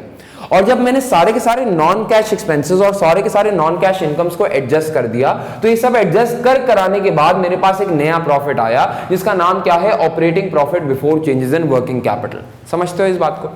यानी लॉजिकली सोचो तो हुआ क्या है? मैं अपने प्रॉफिट बिफोर टैक्स से स्टार्ट हुआ। इस प्रॉफिट बिफोर टैक्स से मैं चला मैंने नॉन कैश एक्सपेंसेस को ऐड बैक किया, नॉन कैश इनकम्स को लेस किया, और जब मैंने नॉन कैश एक्सपेंसेस और इनकम्स को छेड़ा तो लॉजिकली सोचो मैं ऐड बैक करते लॉजिकली पहुंच कहां तक चुका हूंगा? ग्रॉस प्रॉफिट तक पहुंच चुका हूंगा। तुम लॉजिकली सोचो ना, एक्सपेंसेस और इनकम्स आते हैं ग्रॉस प्रॉफिट के बाद। तो अगर मैं प्रॉफिट बिफोर टैक्स से स्टार्ट हुआ था और मैंने सारे के सारे नॉन कैश एक्सपेंसेस और इनकम्स को एडजस्ट कर दिया था, तो लॉजिकली मैं ऐड लेस करते ग्रॉस प्रॉफिट तक पहुंच चुका हूंगा। यानी ये operating profit before changes in working capital actually वहां तक की एडजस्टमेंट्स हैं जहां तक एक्सपेंसेस और इनकम्स हैं, यानी टेक्निकली ग्रॉस प्रॉफिट तक पहुंच चुका हूं। अब मुझे इनडायरेक्ट मेथड को कंप्लीट करने के लिए टेक्निकली ग्रॉस प्रॉफिट से उठ के कहां जाना है? सेल्स तक। और अगर मुझे ग्रॉस प्रॉफिट से लॉजिकली उठ के सोचो, मुझे ग्रॉस प्रॉफिट से सेल्स तक जाना है, तो ग्रॉस प्रॉफिट से सेल्स तक जाने के लिए तुम सोचो कितनी नॉन कैश चीजें आती हैं। ग्रॉस प्रॉफिट से सेल्स तक जाने के अंदर 3 टाइप की नॉन कैश चीजें आती हैं: क्रेडिट सेल, क्रेडिट परचेज और ओपनिंग और क्लोजिंग इन्वेंट्री। तुम सोचो ना, ग्रॉस प्रॉफिट से सेल तक है क्या? सेल्स और कॉस्ट ऑफ गुड सोल्ड। और सेल्स और कॉस्ट ऑफ गुड सोल्ड के अंदर 3 ही चीजें नॉन कैश हो सकती हैं, या तो क्रेडिट परचेजेस होंगी, या तो क्रेडिट सेल होंगी, या तो ओपनिंग या क्लोजिंग इन्वेंट्री होगी। यही 3 चीजें होती हैं। यानी तुम लॉजिकली सोचो कि जहां पे इन्वेंट्री रिसीवेबल और पेबल को क्यों एडजस्ट करवाया जाता है। देखो, ये ओपनिंग और क्लोजिंग इन्वेंट्री एडजस्ट हो गई, यानी एक एडजस्टमेंट हो गई। Increase and decrease in receivable को क्यों करवाया? इससे क्रेडिट सेल एडजस्ट हो गई। Increase and decrease in payable को क्यों एडजस्ट करवाया? जरा सोचो, इससे क्रेडिट परचेजेस एडजस्ट हो गई। यानी लॉजिकली सोचो कि अगर ये point of time gross profit तक का पॉइंट ऑफ टाइम था, तो जब मैं increase decrease in inventory receivable और पेबल्स को एडजस्ट कर देता हूं, यानी उनके ओपनिंग और क्लोजिंग को एडजस्ट कर देता हूं, तो टेक्निकली मैं opening closing inventory, credit sale और क्रेडिट परचेज का इंपैक्ट नेट ऑफ कर देता हूं। यानी मैं सारे के सारे ग्रॉस प्रॉफिट से चलते चलते, यानी तुम देखो इनडायरेक्ट मेथड के अंदर मैं चल किस तरह रहा था, मैं प्रॉफिट बिफोर टैक्स से पहले जीपी तक आया था, और जब मैं increase and decrease in inventory receivable और पेबल को भी एडजस्ट कर देता हूं, तो ऐसे समझो कि मैंने खालिसतन अपनी इनकम स्टेटमेंट को कुछ ऐसे करके झाड़ा होता है, मैंने कुछ ऐसे करके खंगाला होता है कि खालिसतन अब टॉप तक सारी नॉन कैश कैश चीजें मेरे दोस्तों मेरी इनकम स्टेटमेंट से बाहर जा चुकी हैं। यानी जरा सोचो, मेरे पास ये जो कैश जनरेटेड फ्रॉम ऑपरेशंस की फिगर आती है ना बेटा, जब मैंने increase and decrease in inventory को एडजस्ट किया, इंक्रीज डिक्रीज इन रिसीवेबल को एडजस्ट किया, इंक्रीज डिक्रीज इन पेबल्स को एडजस्ट किया, तो ऐसे ना सोचो कि मैं इन्वेंट्री रिसीवेबल और पेबल को एडजस्ट कर रहा हूं, बल्कि ऐसे समझो कि मैं पीएनएल के अंदर opening closing inventory, credit sale और क्रेडिट परचेज को एडजस्ट कर रहा हूं। यानी मेरे पास ये जो कैश जनरेटेड फ्रॉम ऑपरेशंस की फिगर आती होगी, ये खालिसतन वो फिगर होती होगी, ये खालिसतन वो पीएनएल की फिगर होती होगी जिसमें सारी की सारी नॉन कैश चीजें डिलीट की जा चुकी हैं। बल्कि डिलीट कहां तक, अब सेल्स तक सारी की सारी नॉन कैश चीजें हटाई जा चुकी हैं। यानी ये जो मेरे पास फिगर आती होगी, ये खालिसतन वो पैसा है, ये वो पैसा है जो कि मैंने बिजनेस रन करके कमाया होगा, प्रॉफिट नहीं, ये वो पैसा है, ये वो कैश है जो कि मैंने बिजनेस रन करके कमाया होगा। यानी इन सारी चीजों को एडजस्ट करने के बाद सारी नॉन कैश चीजें आपके पीएनएल से हट जाती हैं, सारी नॉन कैश चीजें बेटा इस प्रॉफिट में से हट जाती हैं और आपके पास pure pure pure pure pure pure cash आ जाता है जो कि आपने ऑपरेशन से जनरेट किया होगा। एक बार आपके पास कैश जनरेटेड फ्रॉम ऑपरेशंस आ जाए तो उसूल के मुताबिक अभी अभी हमने देखा था कि हम यहां से इंटरेस्ट पेड लेस किया करेंगे, हम यहां से टैक्स पेड लेस किया करेंगे, और जब मैं अपने कैश जनरेटेड फ्रॉम ऑपरेशन में से इंटरेस्ट पेड और टैक्स पेड को लेस कर दूंगा तो या तो पॉजिटिव आंसर आएगा या तो नेगेटिव आंसर आएगा। आगे 7 ये कहता है कि अगर पॉजिटिव आंसर आए तो यहां लिखना net cash generated from operating activities, ओए का मतलब ऑपरेटिंग एक्टिविटीज, और अगर कभी नेगेटिव आंसर आ जाए तो इसको लिखा जाएगा net cash used in operating activities. Clear होती है बातें? मैं चला था प्रॉफिट बिफोर टैक्स से, मैंने सारी की सारी नॉन कैश चीजें ऐड बैक की या लेस की, मैंने कुछ क्लासिफिकेशंस को सही किया सच एज डिविडेंड इनकम और रेंटल इनकम को सही किया, फिर मैंने अपनी क्रेडिट सेल, क्रेडिट परचेज और ओपनिंग क्लोजिंग इन्वेंट्री का इंपैक्ट एडजस्ट किया, मैं कैश जनरेटेड फ्रॉम ऑपरेशंस तक पहुंचा, इस कैश जनरेटेड फ्रॉम ऑपरेशन में से अपनी जिम्मेदारियों को लेस किया, इंटरेस्ट पेड और टैक्स पेड को लेस किया, तो मेरे पास खालिसतन वो फिगर आ गई जो कि मैंने अपने ऑपरेटिंग एक्टिविटीज से कमाई या गवाई है। अगर पॉजिटिव आंसर आए तो net cash generated from operating activities, अगर नेगेटिव आंसर आए तो लिखा जाएगा net cash used in operating activities. Clear होती है सबको ये बात? डन है। एक बार आपको ऑपरेटिंग एक्टिविटीज समझ में आ जाए तो अब क्या रह गया मेरे दोस्तों फॉर्मेट के अंदर, सिर्फ इन्वेस्टिंग एक्टिविटीज और फाइनेंसिंग एक्टिविटीज, और यकीन जानो ये कोई खास मुश्किल नहीं है। इन्वेस्टिंग एक्टिविटीज के अंदर मेरे दोस्तों याद रखना सारी की सारी इन्वेस्टमेंट रिलेटेड चीजें आती हैं।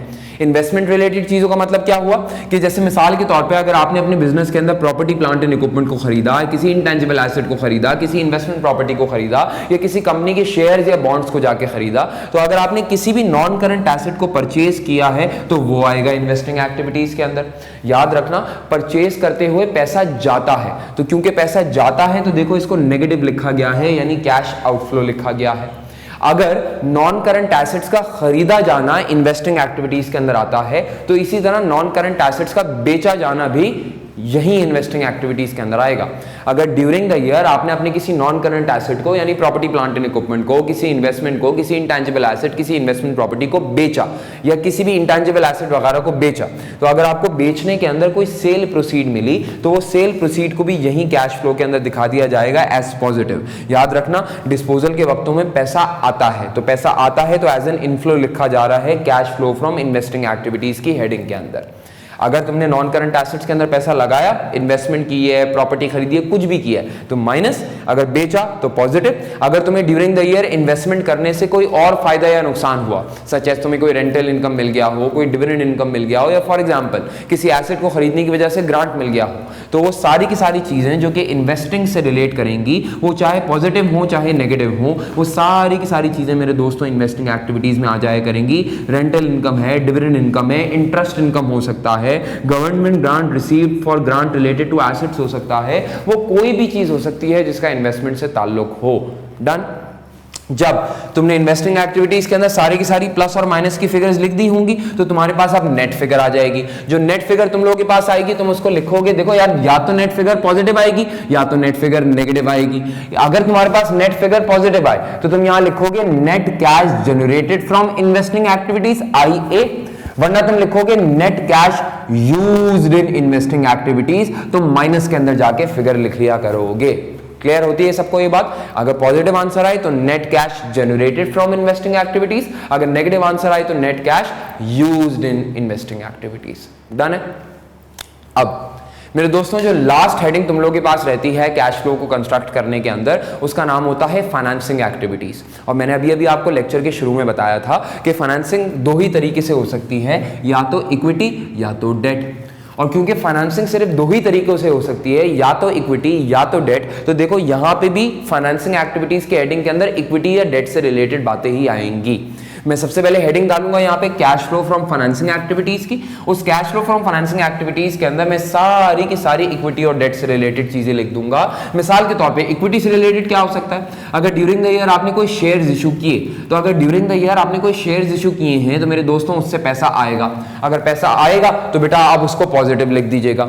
अगर ड्यूरिंग द ईयर आपने शेयर्स इशू नहीं किए लेकिन ड्यूरिंग द ईयर आपने किसी लोन नोट से पैसा उठाया है, तो अगर ड्यूरिंग द ईयर आपने किसी लोन नोट से पैसा उठाया है, किसी डिवेंचर से पैसा उठाया है, तो वो भी एज ए पॉजिटिव आ जाएगा। बेटा लोन नोट्स के केस के अंदर आपने सिर्फ लोन नोट से पैसा उठाना नहीं होता, बल्कि कल को जाके लोन नोट्स को रीपे भी करना होता है। अगर कल को जाके मिसाल के तौर पे तुम लोन नोट्स की रीपेमेंट करते हो, तो जैसे लोन नोट्स का आना पॉजिटिव था, तो इसी तरह रीपेमेंट की वजह से पैसे का ज़या होगा, यानी पैसे का जाना होगा, आप नेगेटिव लिख दीजिएगा। फिर तुम देखो मैंने यहाँ पे लिखा है repayment of FLO, finance lease obligation. याद है कभी कभार हम लीज पे कुछ चीजें लेकर आया करते थे। अच्छा देखो याद रखना, जब हम लीज पे कोई चीज लेकर आते हैं तो RUA डेबिट और FLO क्रेडिट होता है। उस वक्त जब हम कोई चीज को, जब कोई एसेट लीज पे लेकर आते हैं तो RUA डेबिट और FLO क्रेडिट होता है। उस वक्त कोई कैश की इन्वॉल्वमेंट नहीं होती, बल्कि हमें उधार के ऊपर एक एसेट मिल जाता है। फिर आहिस्ता आहिस्ता करके हम क्या करते हैं, उधार को रीपे करते हैं। क्योंकि ये FLO यानी फाइनेंस लीज भी एक उधार की फॉर्मेट है, तो अगर आप लीज को पे ऑफ करें तो ये भी एक डेट रीपेमेंट होगी। आप रीपेमेंट ऑफ FLO को एज नेगेटिव यानी एज आउटफ्लो लिख लीजिएगा अपनी कैश फ्लो स्टेटमेंट के अंदर।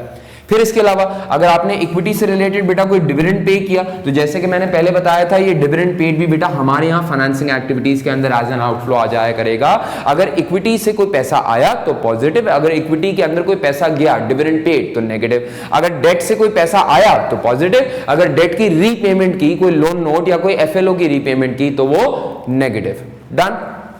एक बार आपने अपने सारे के सारे पॉजिटिव्स और नेगेटिव्स को नेट कर लिया, तो अगेन या तो आपके पास आंसर पॉजिटिव आएगा या तो आंसर नेगेटिव आएगा। अगर आपके पास आंसर आए पॉजिटिव, तो आप पॉजिटिव आंसर आएगा तो आप लोग लिखेंगे net cash generated from financing activities FA। यही अगर आपके पास नेगेटिव आंसर आ जाए तो आप लिखा करेंगे net cash used in, net cash used in FA। Clear बात सबको समझ में आती है? 3 हेडिंग्स के अंदर काम होगा। सबसे मुश्किल ऑपरेटिंग एक्टिविटीज, ऑपरेटिंग एक्टिविटीज का आ गया जी ये टोटल। फिर करेंगे आप इन्वेस्टिंग एक्टिविटीज के ऊपर काम, इन्वेस्टिंग एक्टिविटीज का टोटल आ गया ये। फिर आप फाइनेंसिंग एक्टिविटीज की हेडिंग के ऊपर काम करेंगे, उसका टोटल आ गया ये। 3 हेडिंग्स के अंदर काम हुआ था। अब अज्यूम कर लीजिए कि ऑपरेटिंग एक्टिविटीज का आंसर A है, अज्यूम कर लीजिए कि इन्वेस्टिंग एक्टिविटीज का आंसर B है, और इसी तरह अज्यूम कर लीजिए कि फाइनेंसिंग एक्टिविटीज का आंसर C है। तो अगर मैं ऑपरेटिंग एक्टिविटीज को A कह रहा हूं, मैं इन्वेस्टिंग एक्टिविटीज को B कह रहा हूं और फाइनेंसिंग एक्टिविटीज को C कह रहा हूं, तो फिर जब ये ABC तीनों निकल जाया करेंगे तो हम यहां पे लिखा करेंगे नेट इंक्रीज या decrease in cash and cash equivalents. यानी हम क्या करेंगे, इस A की फिगर को, इस B की फिगर को और इस C की फिगर को आपस में लाके नेट कर लिया करेंगे। जब आपस में लाके नेट करेंगे तो ABC A plus B plus C को नेट करने के बाद हमारे पास या तो पॉजिटिव आंसर आएगा या तो नेगेटिव आंसर आएगा। अगर पॉजिटिव आंसर आया तो हम बोलेंगे इस साल net increase in cash and cash equivalents हुआ है। अगर नेगेटिव आंसर आया तो हम कहेंगे net decrease in cash and cash equivalent, यानी ओवरऑल हमारा कैश गिरा होगा इस साल। क्लियर होती है आप सबको ये बात? डन है? समझ में आती है? ये था फॉर्मेट। एक बार याद रखिएगा कि फॉर्मेट को कॉपी जरूर कर लो, और जो मैंने अभी समझाया है फॉर्मेट को कॉपी करते करते करते करते अपने आप को समझा लो। ये अपने आप को कॉपी करते करते समझाना बहुत ज़्यादा ज़रूरी होगा। क्लियर होती है बात? ये देखिएगा।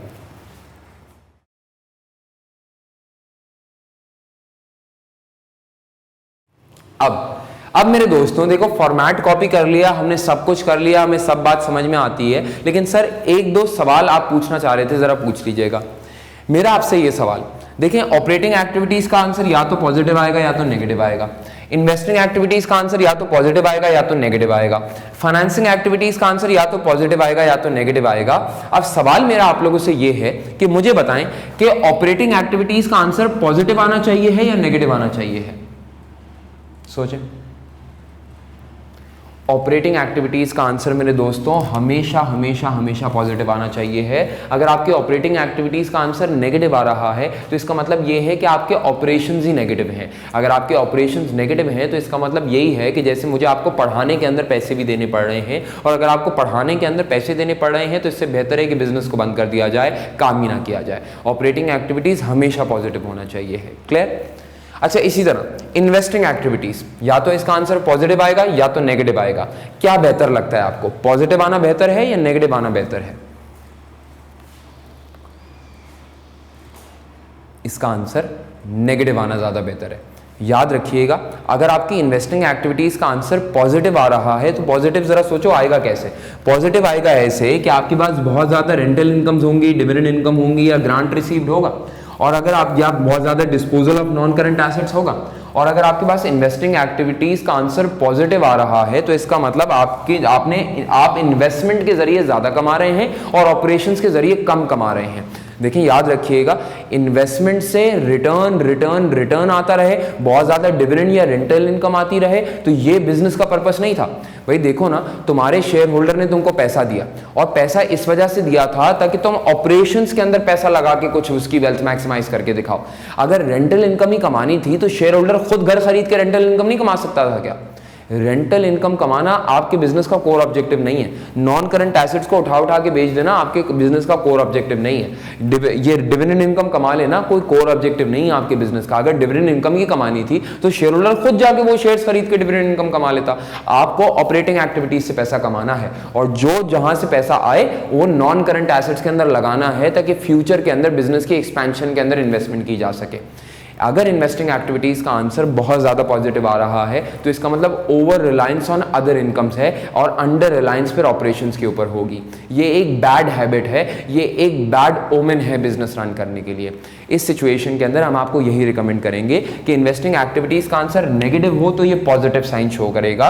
नेगेटिव तब होगा जब आप अपने इन्वेस्टमेंट्स कर रहे होंगे प्रॉपर्टी प्लांट एंड इक्विपमेंट के अंदर, प्रॉपर्टीज के अंदर या इंटेंजिबल एसेट्स के अंदर, और अगर आप इन्वेस्टमेंट कर रहे हैं नॉन करंट एसेट्स के अंदर तो इसका मतलब फ्यूचर सिक्योर है। हम प्रेफर करेंगे कि आप नेगेटिव रखा करें अपनी इन्वेस्टिंग एक्टिविटीज को, ताकि नजर आए कि आप नॉन करंट एसेट्स यानी कंपनी के फ्यूचर के अंदर इन्वेस्ट कर रहे हैं।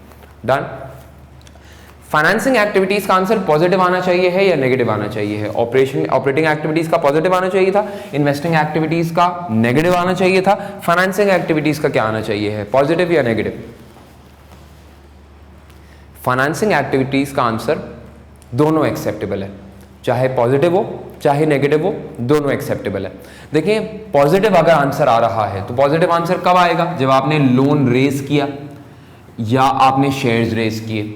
तो अगर आपका आंसर पॉजिटिव आ रहा है तो सवाल ये नहीं है कि पॉजिटिव आ रहा है, सवाल ये है कि पॉजिटिव क्यों आ रहा है। मिसाल के तौर पे अगर आपका इशू ऑफ शेयर्स और लोन नोट्स की वजह से फाइनेंसिंग एक्टिविटीज पॉजिटिव आ रही हैं, यानी इसका मतलब ड्यूरिंग द ईयर आपने कैश रेज किया है थ्रू फाइनेंसिंग एक्टिविटीज। अगर ये वाला आंसर पॉजिटिव आ रहा है और इन्वेस्टिंग एक्टिविटीज का आंसर नेगेटिव आ रहा है तो बात समझ में आती है।